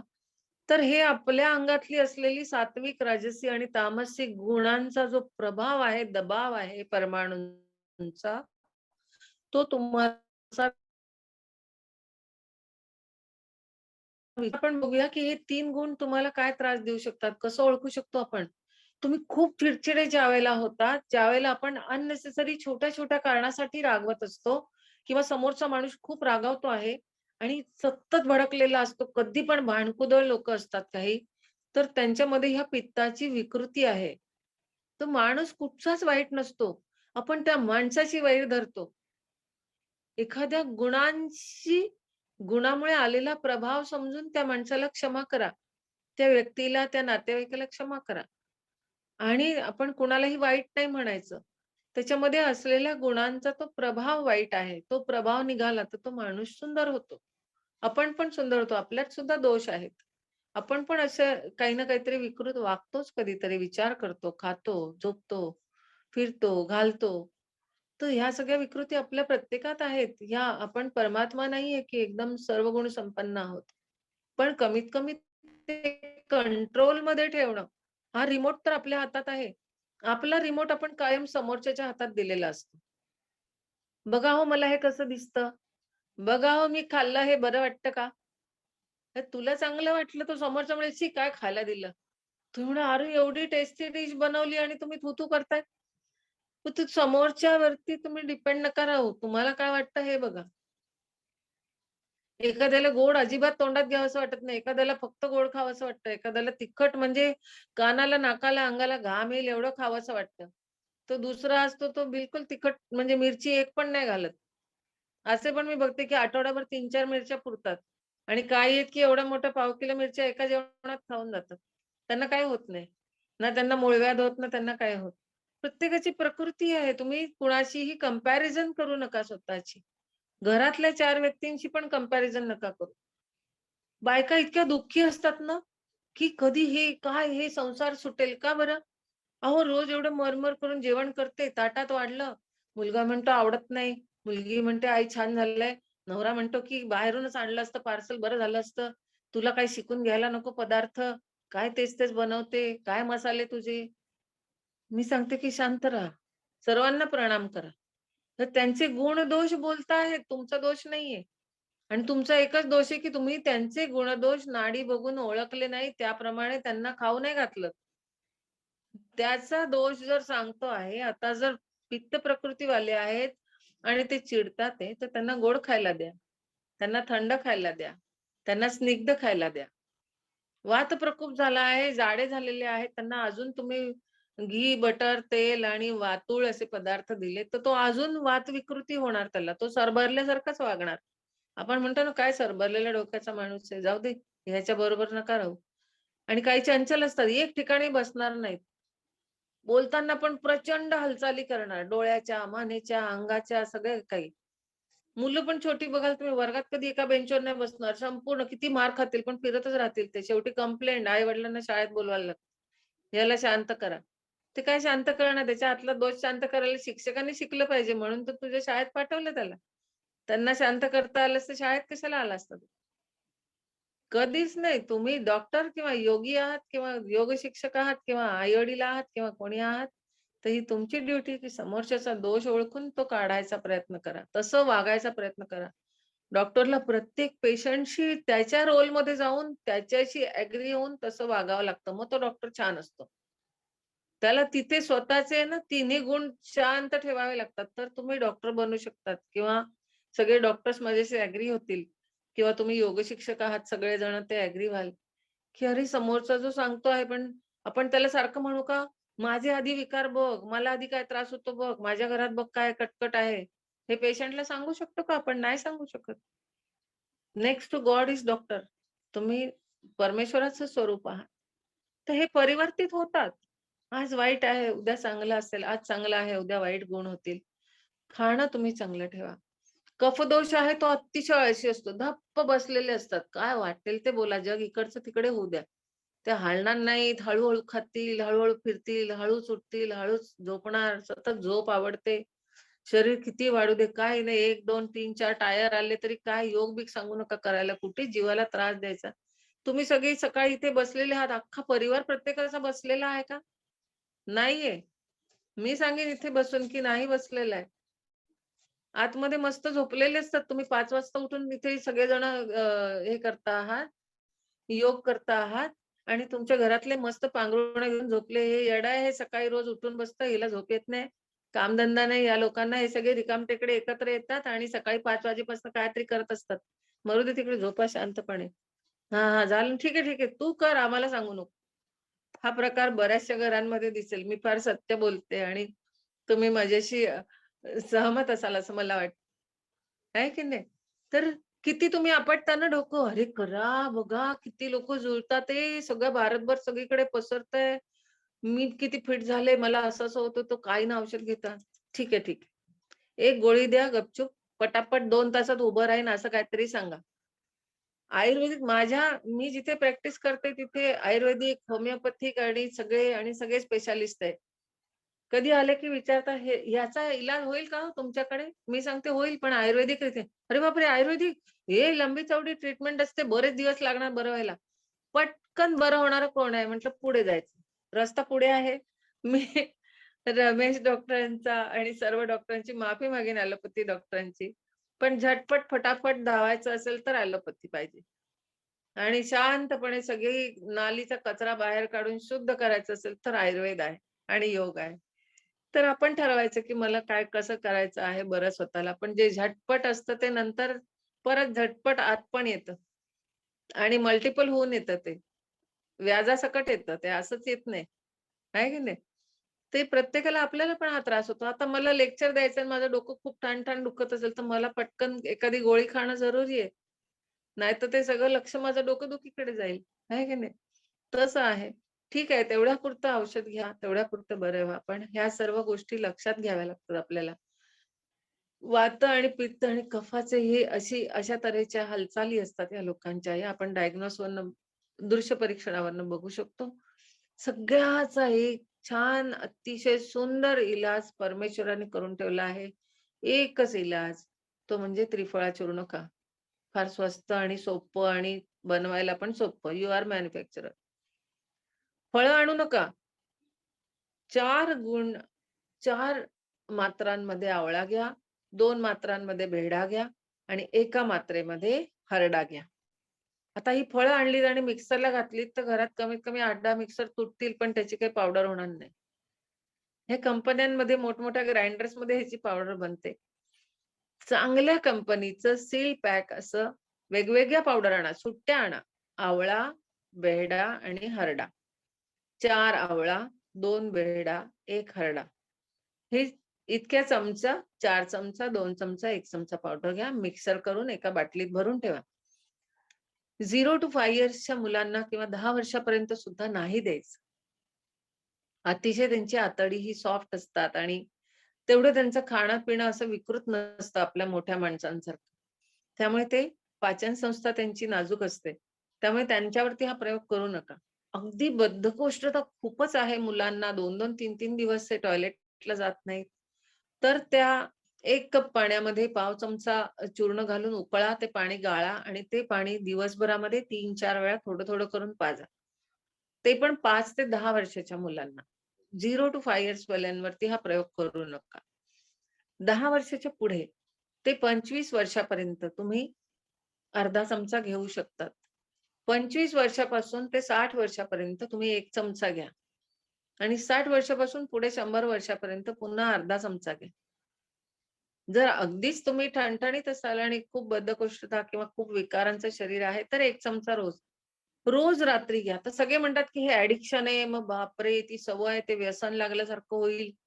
रोज दात घासतात ना पेस्टनी किंवा मंजननी, रोज साबणाने अंघोळ करतात, रोज कपडे धुवायला टाकतात, रोज केस विंचरतात. मग हे तुम्हाला ऍडिक्शन आहे का हो? हे ऍडिक्शन नाहीये, ही धुलाईचं काम आहे. हे झालंच पाहिजे रोज. रोज चूळ भरलीच पाहिजे, रोज दात घासलेच पाहिजे, तसं आहे हे. तर आतमधून कसं धुवाल? सगळी आतडी, सर्व जेवढे काही आपले अवयव आहेत, हे धुण्यासाठी हे एक अतिशय सुंदर साधन आहे आणि सगळं धुवून स्वच्छ आहे. मग कशाला काय औषध नको आणि काय आहार नको. मी काय आहार खाऊ हे विचारायची गरज नाही. शरीर तुम्हाला अलार्म देत असतं. शरीर तुम्हाला इच्छा दाखवत असतं, की आता मला तिखट खावंसं वाटतंय, मला तुरट खावंसं वाटतंय, आंबट खावंसं वाटतंय. तेवढंच खा. त्या मात्रेमध्येच खा. खाऊन झालं की बदाबदा खात नाही राहायचं. दिवसभर कोणी देतंय म्हणून खायचं नाही. आहे म्हणून खूप श्रीमंती आहे म्हणून खायचं नाही. ती ॲडव्हर्टाइज मी बदामची बघते. खा मोठी-मोठी, भराभर पातेलेभर बदाम खा. अरे काय दाखवतात तुम्ही? कशाला बिघडवतात सगळ्यांचे दोष? श्रीमंत आहात आणि छान आहे, बदाम गुणी आहेत म्हणून इतके खायचे, की बसले दिवसभर काम करताना बदामच खात राहा. मग पोटाची काय वाट लागेल ते त्यांना नाही माहिती. ते आपण त्यांना शिकवूया. कुठचीही गोष्ट चांगली वाटली तरी एक मात्रा असते त्याची. तसं आपण ह्या त्रिफळाची मात्रा ठरवून घेतलेली आहे. रात्री झोपताना जेवण झाल्यावरती गरम पाण्याबरोबर प्या आणि वरतून 1 ग्लास कोमट किंवा गरम पाणी प्या. सकाळी मस्त स्वच्छ झालेल्या असतील सर्व नाड्या. दुसरा एक अतिशय सुंदर इलाज, छोट्याशा वाटीमध्ये तेल घ्या. उन्हाळा असेल तरच खोबरेल तेल, नाहीतर 12ही महिने तिळाचं तेल कुठच्याही देशात असा, कुठच्याही गावात असा, कसेही असा. तिळाचं तेल हे अतिशय सुंदर मानलं गेलेलं आहे. प्रथम मानलं गेलेलं आहे. ही करंगळी आपली बुडवल्यानंतर सरळ बुडवली आणि जर वाटीतून बाहेर काढली तर जेवढं तेल त्या टोकावर राहील, तेवढं आपल्या कानामध्ये घालायचं. पुन्हा दुसऱ्या कानात, तेवढंच नाकामध्ये, तेवढंच आपल्या निपल्सना लावा, तेवढंच नाभीमध्ये लावा, तेवढं गुदद्वाराला आणि तेवढं तुमच्या लिंगाला. ह्या ठिकाणी तुम्ही जर एक-एक थेंब रात्री झोपताना तेल लावलं, तर कुठल्याही व्याधीची हिंमत नाही जी तुमच्या शरीरामध्ये प्रवेश करेल. किती सोपा इलाज आहे. आता झोपताना सगळे म्हणतात, "कुठे चिकट-चिकट घाण करून झोपायचं, आमचं बेडशीट खराब होणार, आमचे कपडे खराब होणार." अंघोळीमध्ये वाटी ठेवा. अंघोळ करण्यापूर्वी प्रथम हे ग्रीसिंग करा. जमलंच तर अंगाला संपूर्ण अभ्यंग म्हणजे संपूर्ण अंगाला तेल लावा. घर्षण करून थोडंसं आपण एखादं पीठ किंवा चूर्ण असतं किंवा नीमचं पाल्याचं जो पावडर आहे किंवा त्रिफळा चूर्ण हे पाण्यामध्ये कालवून तुम्ही संपूर्ण अंगाला लावा. मी विकतचं त्रिफळा चूर्ण सांगणार नाही कारण त्याच्यामध्ये कधी बऱ्याचदा मीठ असतं किंवा हे प्रपोर्शन जे असतं ते कधी इक्वल असतं, कधी वेगवेगळ्या प्रपोर्शनमध्ये किंवा ॲडिशनल काहीतरी घातलेलं असतं. तर तुम्ही स्वतः हे बनवा. त्याच्या पाण्याने केस धुवा. त्याच्याने तुम्ही मंजनसारखे दात घासा. काही तुम्हाला असं वाटलं, की काही आपल्याला शारीरिक स्किनची व्याधी आहे, त्याचा लेप लावा. अतिशय गुणकारी आहे हे त्रिफळा. तर ह्या प्रपोर्शनमध्ये बनवलेलं हे गुणकारी आहे. तर अशा तऱ्हेने आपण स्वतःचा डायग्नोज स्वतः करायचा असतो, की मला काय खावंसं वाटतं, मला काय प्यावंसं वाटतं. एकाला तुम्ही घरामध्ये सगळे झोपता. एकाला 8 तास झोप सुद्धा कमी असते. एकाला 2 तास पण झोप कमी बास होते. एकेकाला 5-5 तास लागते. कोणी एवढंसं काम करतं तर लंबे-लाट 2 दिवस आराम करतो आम्ही जाऊन किंवा कोणी फिरून आलं, एक पहाडावर फिरून आले तर झालं 8 दिवस रेस्ट. रजा घेऊन बसतात घरात. काही आहेत की रोज सकाळचा पहाट मी बघते बऱ्याचशा ठिकाणी मला स्वतःला सुद्धा हायकिंगची आवड आहे. मी बऱ्याचशा पहाडांमध्ये सुद्धा जाते तर बघते की ते लोकं ते जे आदिवासी लोकं तडातड वर जातात, खाली येतात, शेंड्यापासून 10 वेळा उतरत असतात, चढत असतात, सामान घेऊन जातात, येतात. त्यांना काय होत नाही. आपण इथे एवढंसं 10 पायऱ्या चढून जायचं तर लिफ्ट आहे का हो बिल्डिंगला? आपल्याला फ्लॅट खरीदायचं तर तिथे लिफ्ट आहे का विचार करून मगच खरेदी करतात आजकाल. कशाला नाही शरीर वापरत. त्याचंही शरीर आहे, तुमचंही शरीर आहे. देवाने सर्वांना न्याय एकच दिलाय. याचा अर्थ की आपण अन्याय करून लाड करतोय स्वतःचे. तर हे पॅम्परिंग कमी करा. आपोआपच सगळी ही जी त्रिगुणात्मक प्रकृती आहे ही चांगली होईल. हे वात, पित्त, कफ जे आहेत हे अतिशय चांगले होतील. आणि पंचमहाभौतिक चिकित्साच करा नेहमी. जसं तुमचा कपडा फाटला तर तुम्ही कशाने रिपेअर करणार त्याला? सुई धागा घेऊनच रिपेअर करणार ना? की त्याला लाकडाने एखादी लाकडाची पट्टी ठोकणार, इथे कपडा फाटलाय तर. एखादं लाकूड तुटलं आहे तर त्याला आपण लाकूडच फेविकॉलने जोडणार. काच तुटली तर आपण त्याला काच लावणार. मातीच्या ठिकाणी काय फुटलं तर आपण तिथे मातीचा भराव घालणार. बरोबर? म्हणजे जी वस्तू तुटली आहे त्याच वस्तूनी ती वस्तू बरी होते. मग पंचमहाभौतिक हा न्याय त्याला लावा. ब्रह्मांड म्हणजे बाहेरचं. सृष्टीमध्ये अग्नी आहे, वायू आहे, पृथ्वी आहे, जल आहे. सगळं काही आहे. ते शरीरात पण आहे. आपण श्वास घेतो, वायू आहे. आपल्या शरीरामध्ये रस कुठला आहे? अश्रू आहे, रक्त आहे, थुंकी आहे, युरिन आहे, घाम आहे. हे संपूर्ण गोळा शरीराचा एका वजन काट्यावर ठेवा. 50 किलो, 60 किलो, 100 किलो जे काही वजन आहे, ती पृथ्वी तत्व आहे. जलतत्व तर तुम्हाला सांगायला नको, की हे जे आहे हे नाडी पण तुम्हाला पाठ आहे. हे बोट काढलं की सगळ्या जगाला कळतं कुठे जायचंय ह्याला ते. तर किती व्यवस्थित त्याने कोणीतरी इशारा करून ठेवलेला आहे, की ही नाडी आहे बाबा तुझी जलाची. आहे की नाही? आकाश तत्व आहे. या ज्या पोकळ्या मी आता सांगितल्या जिथे तेल लावा. जेवढ्या पोकळ्यांना तुम्ही तेल किंवा तूप लावाल गाईचं, तर ते अतिशय चांगलं आहे. तर पोकळ्या आकाश तत्व आहे तुमचं. वायू पण तुम्ही 5 तऱ्हेचा घेतात, पण सगळ्यात महत्वाचा प्राणवायू आहे. म्हणून तुम्ही प्राणायाम करतात. आयाम म्हणजे तिथे तो राहायला पाहिजे. येणं-जाणं त्याचं झालं पाहिजे व्यवस्थित. एक रिदमिक ब्रीथिंग ज्याला आपण म्हणतो, त्याला प्राणायाम आपण म्हणतो. तर ज्यानी ज्याचा खराब झालेला आहे, वात खराब झाला तर हवेमध्ये जा आणि वायू चिकित्सा करा. अग्नी खराब झाला आहे, हीटचा त्रास होतो आहे, पित्ताचा त्रास होतो आहे, तर सूर्यस्नान करा. शरीरातली सगळी हीट बाहेर काढा उलट. त्याच्यानंतर तुम्हाला पाण्याचा जास्त घाम येतो आहे, जास्त आहे, तर जलचिकित्सा करा. पाण्यामध्ये जा, नदीमध्ये जा, समुद्र स्नान करा. पाण्याने दिवसातून 2-3 वेळा स्नान करा. जल जलाचा सगळा दोष काढेल, वायू वायूचा दोष काढेल. पृथ्वी तत्व आहे. जसं तुम्ही आता योग केला, सूर्यनमस्कार केले सुंदररित्या. मित्र रवी सूर्य भानु खगभूषण हिरण्यगर्भ मरीचादी सवित्र अर्क भास्करेभ्यो नमो नमः म्हणा आणि घाला सूर्यनमस्कार. काय हिंमत आहे की तुमचं वजन वाढेल. एवढी आसनं त्याच्यामध्ये सर्व आहेत. आणि 13 केले तरी बास आहे. 13 काय हो 3 घालत नाहीत. आज घातले, उद्या सुट्टी. तसं नाही करायचं. आज सकाळी घातले, उद्या संध्याकाळी घातले. सकाळी उठल्यावरती जे अंग आखडलेलं असतं, तेव्हा घालणं आणि सूर्याला उदयाला आपण सलाम मारतो लोकांना. तर प्रथम त्या सूर्यदेवाला प्रणाम करा आणि ते नमस्कार घाला. तर व्याधी येणारच नाही. कारण तो पण सर्व सांभाळकर्ता आहे आपला. तर अशा तऱ्हेने पंचमहाभौतिक शरीर हे पंचमहाभूतांनीच ठीक करायचं असतं. सगळ्यात सोपा इलाज. 100 औषधं, हजारो औषधं आहेत. सगळं काही शिकवू शकते मी, सगळं काही सांगू शकते. पण आपल्याकडे वेळ पण कमी असतो आणि शिकायला वय पण कमी असतं आणि काय-काय लक्षात ठेवणार. रोज एक-एक व्याख्याते येणार आणि रोज अतिशय सुंदर काहीतरी सांगणार. मग मी काय-काय करू? टेन्शन घ्यायचं नाहीये, टेन्शन द्यायचं नाही. जे आवडेल ते करा. अर्पण मौला. जिथे बसाल तिथे आनंदी राहा, समाधानी राहा आणि सतत दुसऱ्यांना ब्लेस करत राहा. तू दुश्मन असलास तरी तू खुश राहा बाबा. तुला माझ्याशी दुश्मनी करण्यात आनंद मिळतो ना, खुश राहा. तुला माझी निंदा करण्यात आनंद वाटतो, खुश राहा. आणि कारण की निसर्गाचा नियम आहे, तुम्ही जे कराल ते तुम्हाला दसपट परत मिळणार आहे. जर मी खुश राहा म्हटलं तर माझ्याकडे खुशी दसपट परत येणार आहे.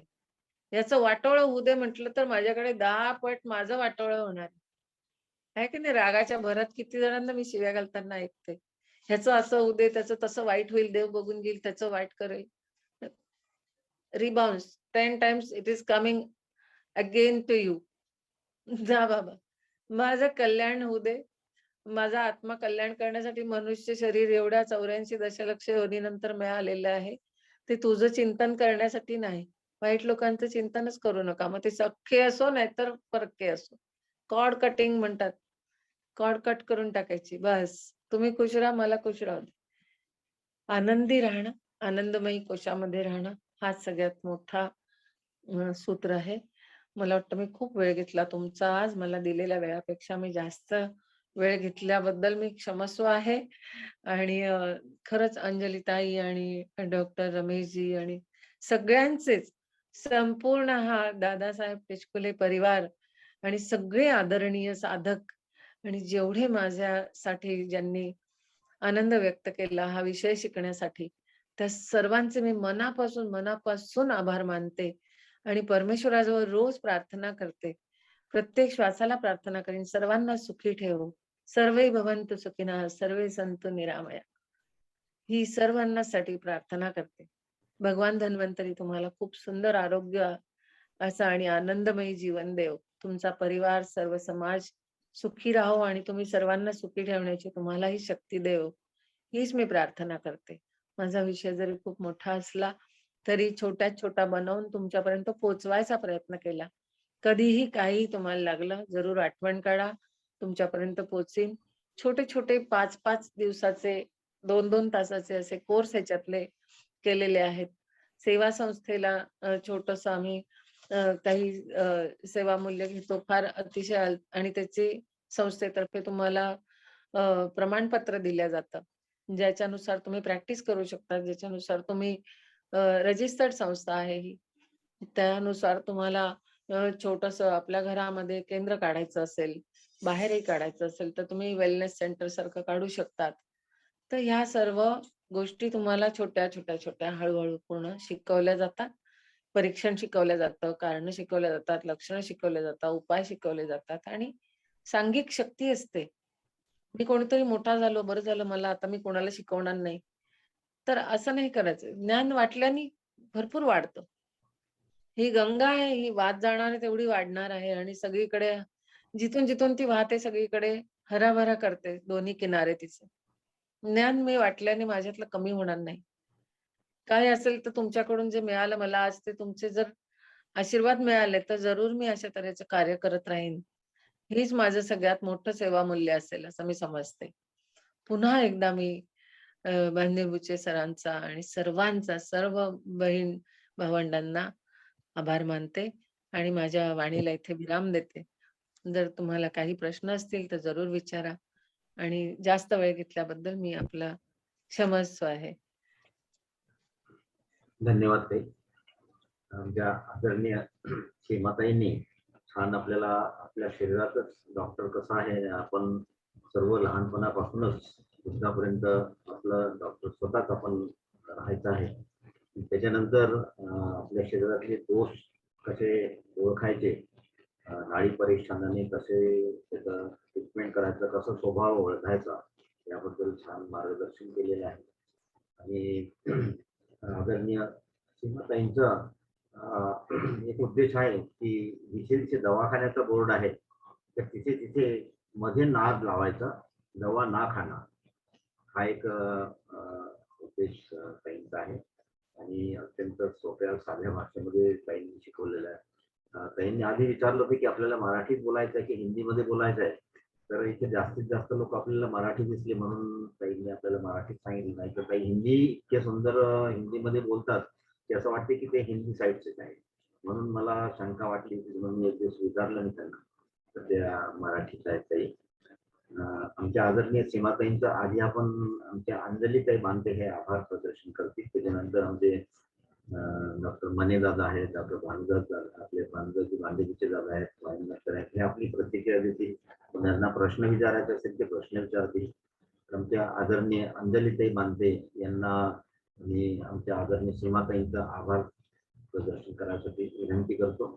याच्यासाठी ताई आधी आभार प्रदर्शन करतो की कोणाकोणाला कुठे ड्युटीवर जायचं वगैरे असलं तर ते मग जाऊ शकतात म्हणून अंजलीताई. दादासाहेब टिचकुले योग वर्गाचा आज निरंतर 637वा दिवस. आपल्याला गुरु म्हणून लाभलेले आहेत डॉक्टर सीमाताई पाटील, ज्या मुंबई इथून आहेत. तर ताईंचे तर मी आभार तर खूप जास्त मानेल आणि परत आभार मानेल की आमच्या रमेश दादांचे, की ज्यांचं एवढं व्यस्त शेड्यूल असताना दादा दिवसभर आपलं दवाखाना पण सांभाळतात, सकाळी 4 वाजतापासून उठून सगळे क्लासेस करतात आणि त्यांची तुमच्याशी गाठ भेट झाली. आणि जे म्हणतात ना की एक महापुरुषांना एक परत त्यातले गुण ओळखली आणि ताईंची आमचं भाग्य की आपल्या या वर्गात ताईंचे आज आगमन झाले. आमच्या इथे या योग वर्गात याचे प्रणेते आहेत रामकृष्ण ठाऊकर दादा, जे सध्या आता नर्मदा यात्रेवर आहे. आणि आम्ही पण खूप छोटे, पण आमचं पण एक पुण्य की आमच्या करवी हे योग वर्ग हा चालत आहे. तर आम्ही आमच्यामध्ये आहेत मते दादा, जे रोज सकाळी आपली लिंक ओपन करून देतात, आणि माने दादा आहे, ताई आहेत, ज्या PhD आहेत आहारामध्ये, त्यांनी पण खूप सारे वर्ग घेतलेले आहेत आणि आपल्या सगळ्या स्टुडंट सोबत आमचा दिवसेंदिवस ज्ञानात आमच्या भर पडते. आणि आपलं स्वास्थ्य कसं टिकवावं, आपला आहार कसा घ्यावा, कसं सात्विक आहार घ्यावा याबद्दल खूप मार्गदर्शन झालेलं आहे. आणि आम्हाला आयुर्वेदिक तज्ञ म्हणून नाडी कशी बघायची म्हणून सुरेशदादा भांडारकर म्हणून जे आयुर्वेदाचार्य आहेत त्यांनी पण सांगितलं होतं. पण एवढे सगळे क्लासेस घेत असताना सगळे मार्गदर्शन करतात, प्रत्येकामध्ये एक नवीन नवीन आम्हाला त्यातून शिकायला मिळतं. प्रत्येकांचं आम्हाला असं वाटतं की कमीच आहे जेवढं ज्ञान घेतलं तेवढं. तर आज सीमाताईंनी पण खूप मोठं असं मार्गदर्शन केलं आणि आम्हाला खूप छान वाटलं की ताई आपल्या वर्गाला आज भेटल्या. आम्ही स्वतःला भाग्यवान समजतो. आणि ताई आता मला एक आमच्या योग वर्गाची परत एक खासियत आहे ताई सांगू इच्छिते की या योग वर्गाशी एकदा जुळल्यावर एक हे कुटुंब तयार झालेलं आहे आणि परत त्यांना असं वाटतं की आपण यावं आणि आम्हालाही वाटतं की त्यांनी परत परत भेटावं. म्हणजे एकदा जरी कोणी येऊन गेला ना ती एवढी छान ओळख होऊन जाते की परत परत आम्हाला असं वाटतं की त्या कधी येतील. जेवढं आपल्याला मी नॉलेज मिळतं. सगळ्याच विनंती केली की मला तुमच्या ग्रुपमध्ये सामावून घ्या. मी तुमच्यामध्ये येण्याऐवजी तुम्ही मला सामावून घ्या, की मला पण आवडेल की तुमच्या प्रत्येकाकडून मी काही ना काही गुण घेईन आणि माझ्या सुद्धा संचय गुणांचा चांगला वाढेल. तर जरूर तुम्ही जोडलेले ठेवा मला. मी येत राहीन, भेटत राहीन रोज. आज आम्हाला ताई भेटल्या आणि पुष्कळचे म्हणजे ताईंनी जे सांगितलं, सीमाताई आपण जे मार्गदर्शन दिलंय की खरंच आपण आपले डॉक्टर आहोत. आपले दोष आपलं काय कमी जास्त आहे आपण स्वतः ओळखायचं आणि त्यावर सगळ्यात छान उपाय सांगितला. मग डोक्यात प्रश्न येतात की अरे दोष तर दिसतंय, मग आता काय करायचं, कुठलं औषध घ्यायचं. तर ताईंनी जे त्रिफळा चूर्ण सांगितलंय तर खरंच ते एक अमृत आहे शरीराकरिता आणि ते सर्वजण म्हणजे सेवन करू शकतात आणि खूप सोपा उपाय आहे. आणि जे आनंदी राहण्याचे तंत्र ताईंनी सगळं A to Z इतकं छान शिकवून दिलं.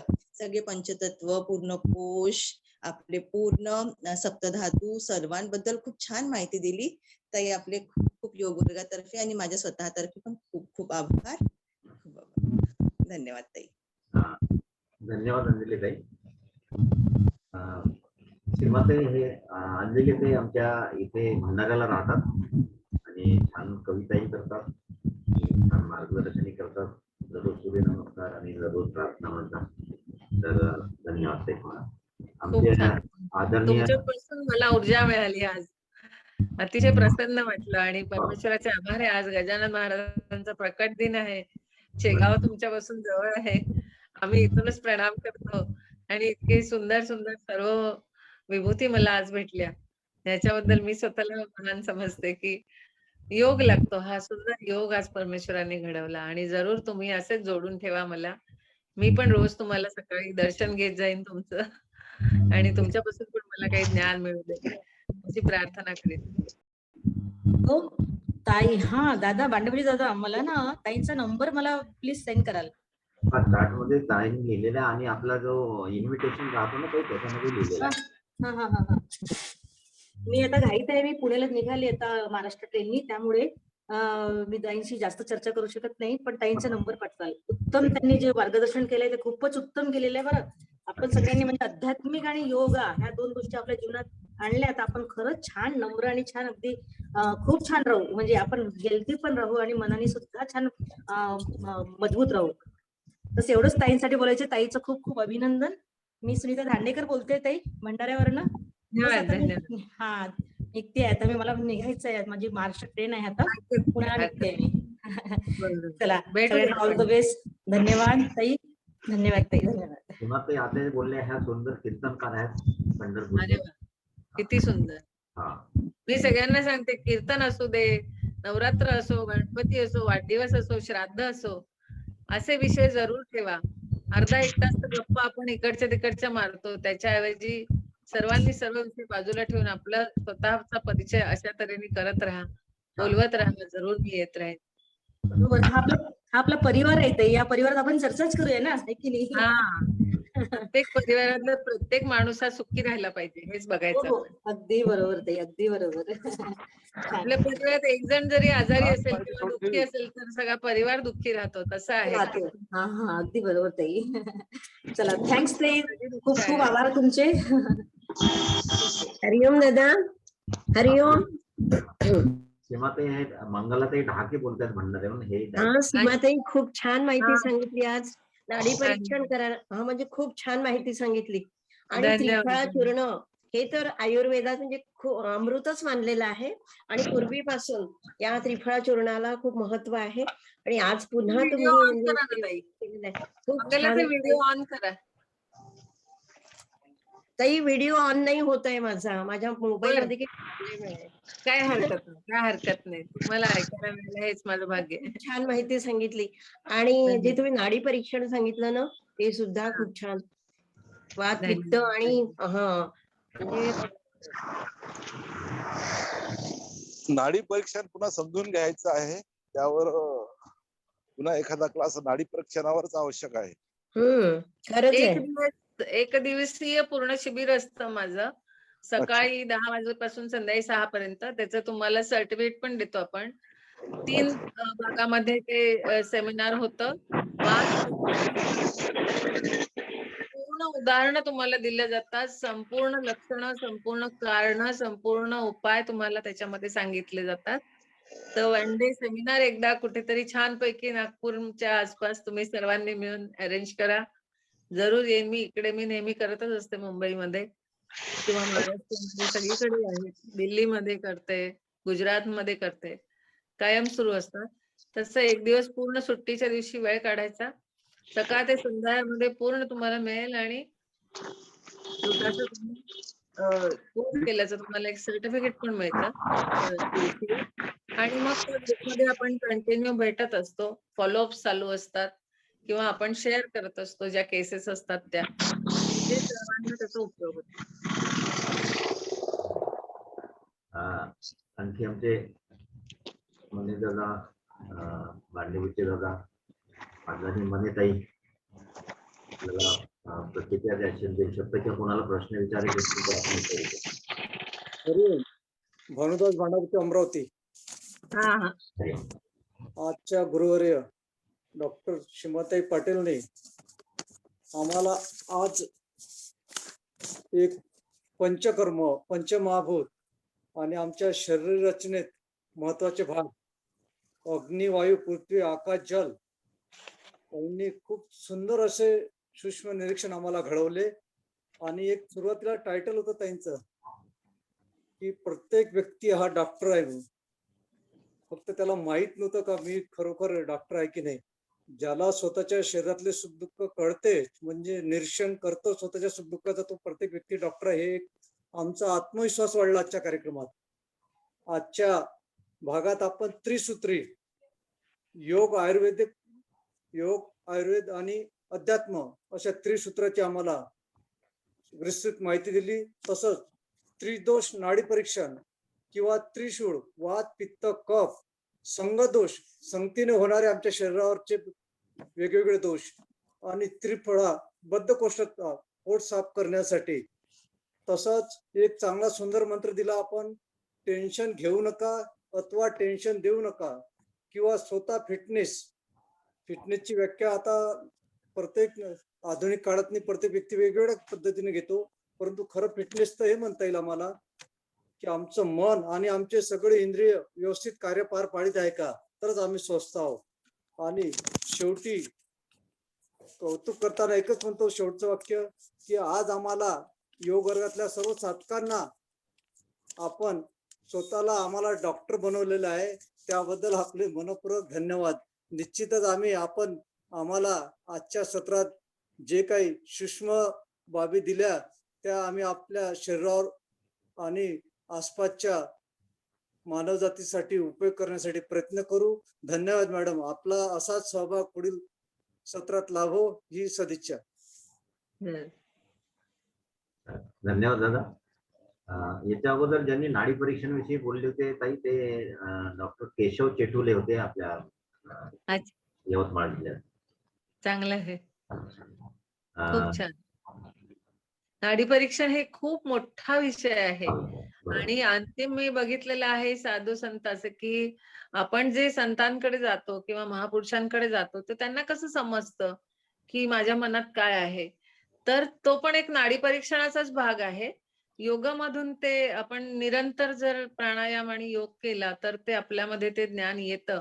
त्याला दूत नाडी म्हणू शकतो आपण की समोर बसलेला तिसऱ्या व्यक्तीबद्दल जर काही इलाज मागत असेल, तर त्याची नाडी बघून त्या व्यक्तीचं डायग्नोज करणं आणि त्याचा इलाज करणं, हे नाडी परीक्षणावरनं करता येतं. अतिशय सुंदर शास्त्र आहे. शिवसर्वोदय शास्त्र. शिवजींनी पार्वतीला सांगितलेलं शास्त्र आहे हे. खूप सुंदर आहे. आणि मला सुद्धा नाडी परीक्षण किंवा इतर कुठच्याही सर्व विषयांवरती तुम्ही माझा परिचय पत्र मी संक्षिप्त पाठवलं पाहिलं, की मी नाच पण शिकला आहे, मी प्रिंटिंग पण शिकला, मी सगळं जगात सगळ्या कला आणि विद्या या शिकण्यासारख्या आहेत. कोणी म्हणतं तुम्ही डॉक्टर आहे, तुम्ही हे कसं काय शिकले? काय संबंध तुमचा? माझ्याकडे तिन्ही डिग्री आहेत. BA, BCom, BSc पण केलं मी. मी अजूनही मला कोणी सांगितलं आता शाळेत आणि अमक्या ठिकाणी हा विषय आहे, तर मी तिथे ऍडमिशन घेते आणि परीक्षा देते. काय वाटेल ते शिकत राहायचं. मरेपर्यंत आपण हे विद्यार्थीच राहिलं पाहिजे. किती अथांग ज्ञान आहे आणि तुम्ही सगळे त्या ज्ञानसागरातले पूर्ण मला हिरे मोती मिळालेले आहात. तर मी त्याचा नक्कीच लाभ घेईन. ताईचं संगीत चिकित्सा, संगीत ज्ञानविषयी ताईंना ज्ञान आहे, कथक विषयी आहे, सर्व प्रकारचं ज्ञान ताईकडे आहे. तर आणखी कोणाला काही प्रश्न विचारायचे असतील किंवा प्रतिक्रिया द्यायची आपण बोलू शकतो. दादा बस 1 मिनिट थोडासा वेळ घेते, बस छोटासा. तर जसं ताईने म्हटलं की नाडीनुसार आपण बघून पण आपण आपल्याला कळू शकतो. तर माझा एक छोटासा अनुभव की एकदा आवाज थोडा बरोबर नाही येत ना ताई. 8-10 वर्षाच्या आधीची गोष्ट आहे. एक नागपूरचे नॅचरोपॅथी तज्ञ भंडाऱ्याला आले होते पतंजलीमध्ये आणि मी तेव्हा नवीन होती, तेव्हा माझा नॅचरोपॅथी व्हायचं होतं. तर मी त्यांना प्रश्न विचारा म्हणे. मी त्यांना सहज विचारलं की दादा मला ना ऍसिडिटी आहे. त्यांनी मला चेहऱ्यावर पाहून लगेच म्हटलं की गोड कमी खा. त्यांना काय कळलं की मला गोड आवडतं. गोड कमी खा त्याचं कारण आहे म्हणे. तर मी तेव्हापासून इतकं मानते की म्हणजे चेहऱ्यावरून त्यांनी ओळखून घेतलं की हिला गोड आवडतं आणि त्याच्यामुळे हिला पित्तदोष आहे. म्हणजे त्याच्यानंतर मग मी नॅचरोपॅथी शिकले. एक छोटासा अनुभव तुमच्यासोबत शेअर केला. अच्छा. आणि आता रंजना ताईला काही बोलायचं वाटते. रंजना ताई बोलतो ताई बोलायचं आणि मग बोलून घ्या.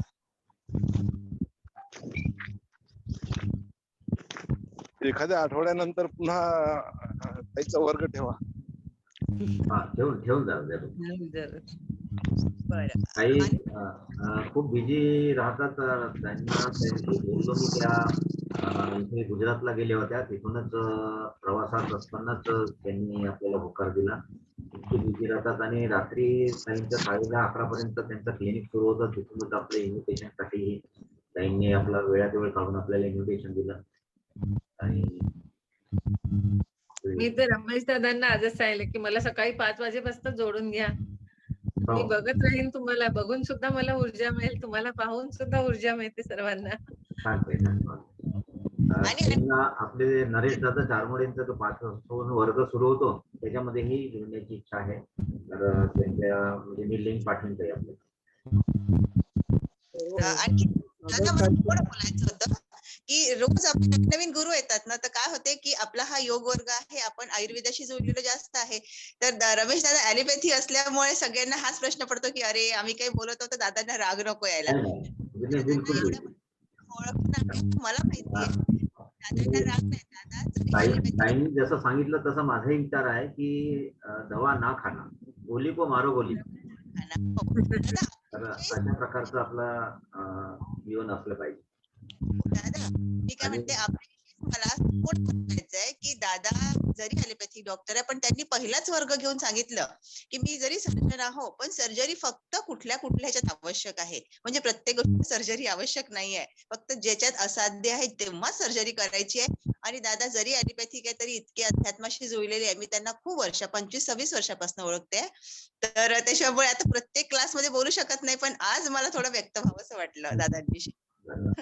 मला सुद्धा ज्यावेळेला मी आले त्यावेळेला रमेश दादांबद्दल मला टेन्शन होतं की MS सर्जन आहेत आणि त्यांच्या पुढे मी काय हे नाडी परीक्षणचा दिवा ओवाळू. तर ते मला आतून बाहेरून सर्व नाड्या सांगतील की काय आहेत ते, मी शस्त्रक्रिया करून दाखवतो. परंतु मला एक समजतं की शल्यक्रिया ही आयुर्वेदात चरकांपासून आलेली आहे, सुश्रुतांपासून आलेली आहे. शल्यक्रियेच्या अपोजिट नाहीये, आपण योगिक पण नाही आणि कुठच्याच पॅथीमध्ये आपण त्याच्या विरुद्ध नसावं. कारण की जिथे आवश्यक आहे तिथे ते शल्यक्रिया करणं भागच आहे. आणि तरच ते ऑपरेशन आता काही ठिकाणी होत असेल असं, की जबरदस्ती नको असेल तरी ऑपरेशन्स करतात आणि पैसे कमवतात. पण आपण वाईटाकडे का बघायचं? आपण चांगलंच बघूया, की खरोखर आवश्यक आहे बाबा. मला बरेच जण म्हणतात, "तुम्ही आयुर्वेदिक डॉक्टर असून आम्हाला कसं सांगतात, की सर्जरी करा?" अरे, त्या गुडघ्याची पूर्ण चाळणी होऊन आता एवढूसा तुकडा जर बाकी राहिला असेल, तर आता तुला तो गुडघा बदलणं जरुरी आहे. नी रिप्लेसमेंटसाठी वगैरे काही येतात त्यावेळेला आम्ही बघतो, की आता काही राहिलाच नाही, पार्टच नाही बाकी राहिलाय, तर तू काय करशील मग? कसं चालशील? तर त्यावेळेला रिप्लेसमेंट जरुरी आहे किंवा एखादं ऑपरेशन आहे, एखादा तुमचं पॅनक्रियास खराब झालंय, तुमचं ब्लॅडर खराब झालेलं आहे. हल्ली कितीतरी ते पित्ताकडे तुम्ही लक्ष नाही दिलं, तर ते ब्लॅडर स्टोन्स एवढे भरलेले असतात. अशा वेळेला ब्लॅडरच काढून टाकायला लागतं. मग ते म्हणतात, "नाही, कालच आले होते, की नाही इतके 17 एमएमचे अमके किडनी स्टोन एवढे आहेत, तुम्ही मला आता औषध द्या." आता तुला सर्जरी करणं भाग आहे, नाहीतर आतमध्ये काही जर रप्चर झालं, काही बस्ट झालं, तर होत्याचं नव्हतं होऊन जाईल ना जीवाला. त्यापेक्षा तिथे सर्जरीला जरुरी आहे आणि त्यातून सुद्धा जर काही माझ्या वाणी दोष आला असेल, तो माझा त्रिगुणात्मक दोष आहे असं मी समजते. कारण इतके मोठे-मोठे ज्ञानी लोकांसमोर एवढं शास्त्र छोट्या-छोट्या प्रकारात करून सांगणं, हा माझा बुद्धीचा कमकुवतपणा समजेन मी, की जर नाही समजलं कोणाला तर. दादा जरूर तुमच्याकडनं आम्हाला शिकायचं आहे. अगदी सोप्या भाषेत कदाचित छान आपल्याकडून भाषेत मिळालेला आपण आहे. सांगितलं सर्वांना, छान समजलं. सर्वांना सहज समजण्यासारखा विषय होता आजचा. वा, बरोबर. आणि ऐकून आवडीचा होता. मला तर माझा भान विसरलो असं, की माझ्या परिवारातले आम्ही नागपूरला निघत आहोत. बाकी मंडळींना म्हणायला लागलं का तुम्ही पुढे निघा, मी दुसऱ्या गाडीने येतो. पाठवून द्या मी. मलाही नागपूरला निघायचं आता. परंतु या आजचा विषय एवढा सुंदर होता की शेवटी त्यांना म्हटलं तुम्ही निघून जा पुढे, मी दुसऱ्या गाडीत येतो नागपूरला. बरं, छान. सोपी चांगल्या भाषेत आपण मधुर वाणीतून आम्हाला अमृत पाजले. धन्यवाद. अगदी बरोबर. नाही, सद्गुरूंची आणि भगवान धन्वंतरींची कृपा आहे. आपण सर्व मानव जात आहोत काही नाही. ताईंचा जरा पहिल्यांदा ज्यावेळेस त्या योग शिक्षकांच्या वर्गात झाला होता ना, त्यावेळेस तिथे काय नेटचा प्रॉब्लेम होता, तर ते बरोबर ऐकायला येत नव्हतं. परंतु नंतर त्यांनी पुन्हा खूप छान केलं, की दुसऱ्यांदा ताईंचा वर्ग ठेवला आणि त्याच्यामुळे छान ऐकायला आलं. त्याच्यानंतर मग मला असं वाटलं, की ताईंना आपल्या वर्गातही बोलवायला पाहिजे. आणि छान मार्गदर्शन केलं ताई. सीमाताई, मला जरा एक प्रश्न विचारायचं होतं. ते ताई, विभाताई दांडेकर आहेत मुंबईवरून. बोला. नमस्कार ताई. नमस्कार. ताई, मला हे विचारायचं होतं की म्हणजे कंपन तुम्ही म्हणालात ना की कंपन येत असेल म्हणजे त्याच्यामध्ये, तर म्हणजे ओळखायची कशी? आता तुम्ही ते वात पित्त आणि कफ वात पित्त प्रकार तुम्ही सांगितले तिन्ही याचे, ते त्याच्यामध्ये जसं आता आपण जो लथार्जिक असतो तो कफाचं हे त्यानुसार आपण ओळखतो, किंवा वात हे गोड खाण्याचं अधिक प्रमाणात येत असेल तर त्याच्यावरून होतं, आणि पित्त हे कशाशी असतं? तिखट खातात जास्ती, ऊन किंवा ऊर्जेजवळ जास्त काम असतं ज्यांचं, किंवा ज्यांची दिनचर्येमध्ये जागरण वगैरे जास्त असतं, किंवा इलेक्ट्रॉनिक हल्ली इक्विपमेंट जास्त वापरल्या जातात. वर्क फ्रॉम होम जसं करोनामध्ये आलं, तर दिवसभर 12-12 तास 18-18 तास लॅपटॉप वरती बसणं किंवा मोबाईल हँडल करतात मुलं खूप, किंवा आपल्या घरामध्ये एवढ्या इलेक्ट्रॉनिक वस्तू आहेत, त्याची हीट आहे. तर हा हीट पासून, म्हणजे आता पंचमहाभौतिक चिकित्सेमध्ये आपण बघायला गेले तर हा कशापासून? अग्निदोष आहे हा. अग्नी ज्यावेळेला विकृत होतो शरीरातला त्यावेळेला पित्त दोष होतो. ओके. आणि कंपन कशा प्रकारे कंपन नाडीला पकडून कंपन कशा प्रकारचा तो कसा ऑब्झर्व करायचा? जसं तुम्हाला या बोटावरती जास्त स्पंदन लागलं, जोरात धडधड लागली, तर वात दोष आहे. मधल्या बोटावर जर धडकन जास्त लागली तर तो पित्त दोष आहे, आणि या बोटावर लागली तर कफ दोष आहे. कधी कधी द्विदोष असतो, की याही बोटावर लागतं याही बोटावर लागतंय. पण तरी सूक्ष्म रूपामध्ये ज्याचा आधी जास्त मोठं कंपन आहे तो दोष पहिल्यांदा बाहेर काढायचा प्रयत्न करा. जसं आपण मोठा चोर कोणीतरी दहशतवादी आला आणि भारतावरती आपला हल्ला केला, तर आपण त्याला आधी बाहेर काढतो. मग हे छोटे छोटे पाकिटमार आहेत, छोटे आहे, कोणीतरी चोर आहेत, त्यांना नंतर बाहेर काढतो. त्यांना पकडतोच आपण, पकडत नाही असं नाही, त्यांना पण शिक्षा होते. पण जो जास्त विध्वंसक आहे, जो सगळ्यांना जास्त त्रास देणार आहे, त्याला आपण मिलिटरी लावून बाहेर काढतो. तसं आहे की जो मोठा दोष आहे त्याला आधी बाहेर काढा. नाहीतर तो विकृती अशी करेल की कधी-कधी मृत्यू पण ओढवतो. तुमची मर्मस्थानं खराब करतो, तुमची चक्र खराब करतो, तुमची सगळी पूर्ण जी काही शारीरिक आकार-उकार जेवढा आहे तो सगळा बदलत जातो हळू-हळू आणि स्वभाव बदलत जातो. स्वभाव बदलला की माणसं जी असतात आपल्या आसपास राहणारी ही चांगला आणि गोड स्वभावाच्या माणसांना जवळ ठेवतात. चिडचिडे, भांडखोर असतील तर कोणी त्यांच्याशी मे नाही करत किंवा ते अजून चिडचिडे होतात.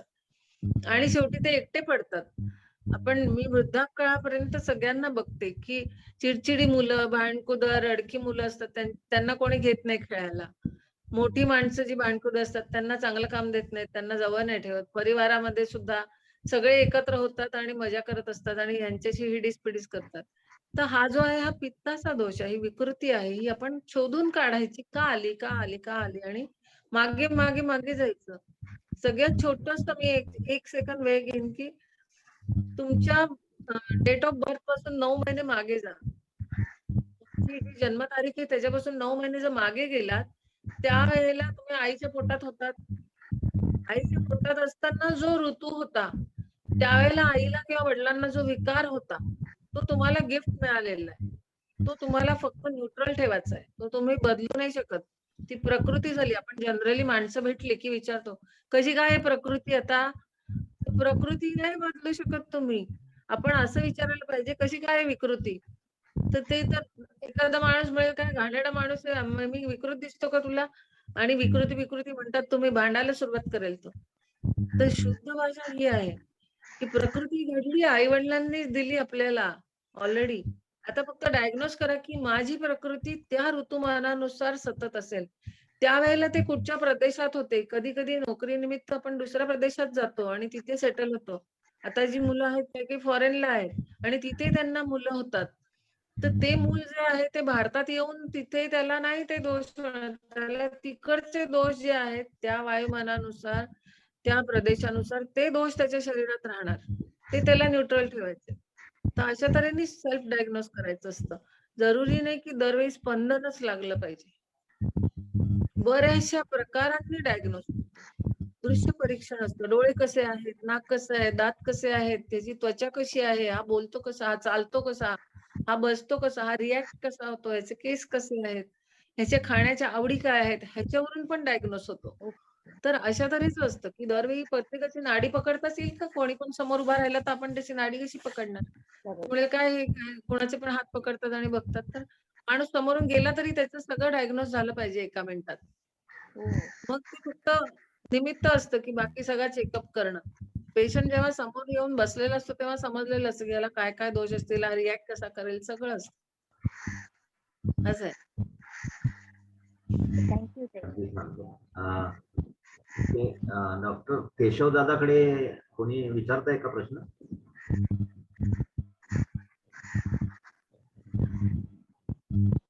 ठीक आहे.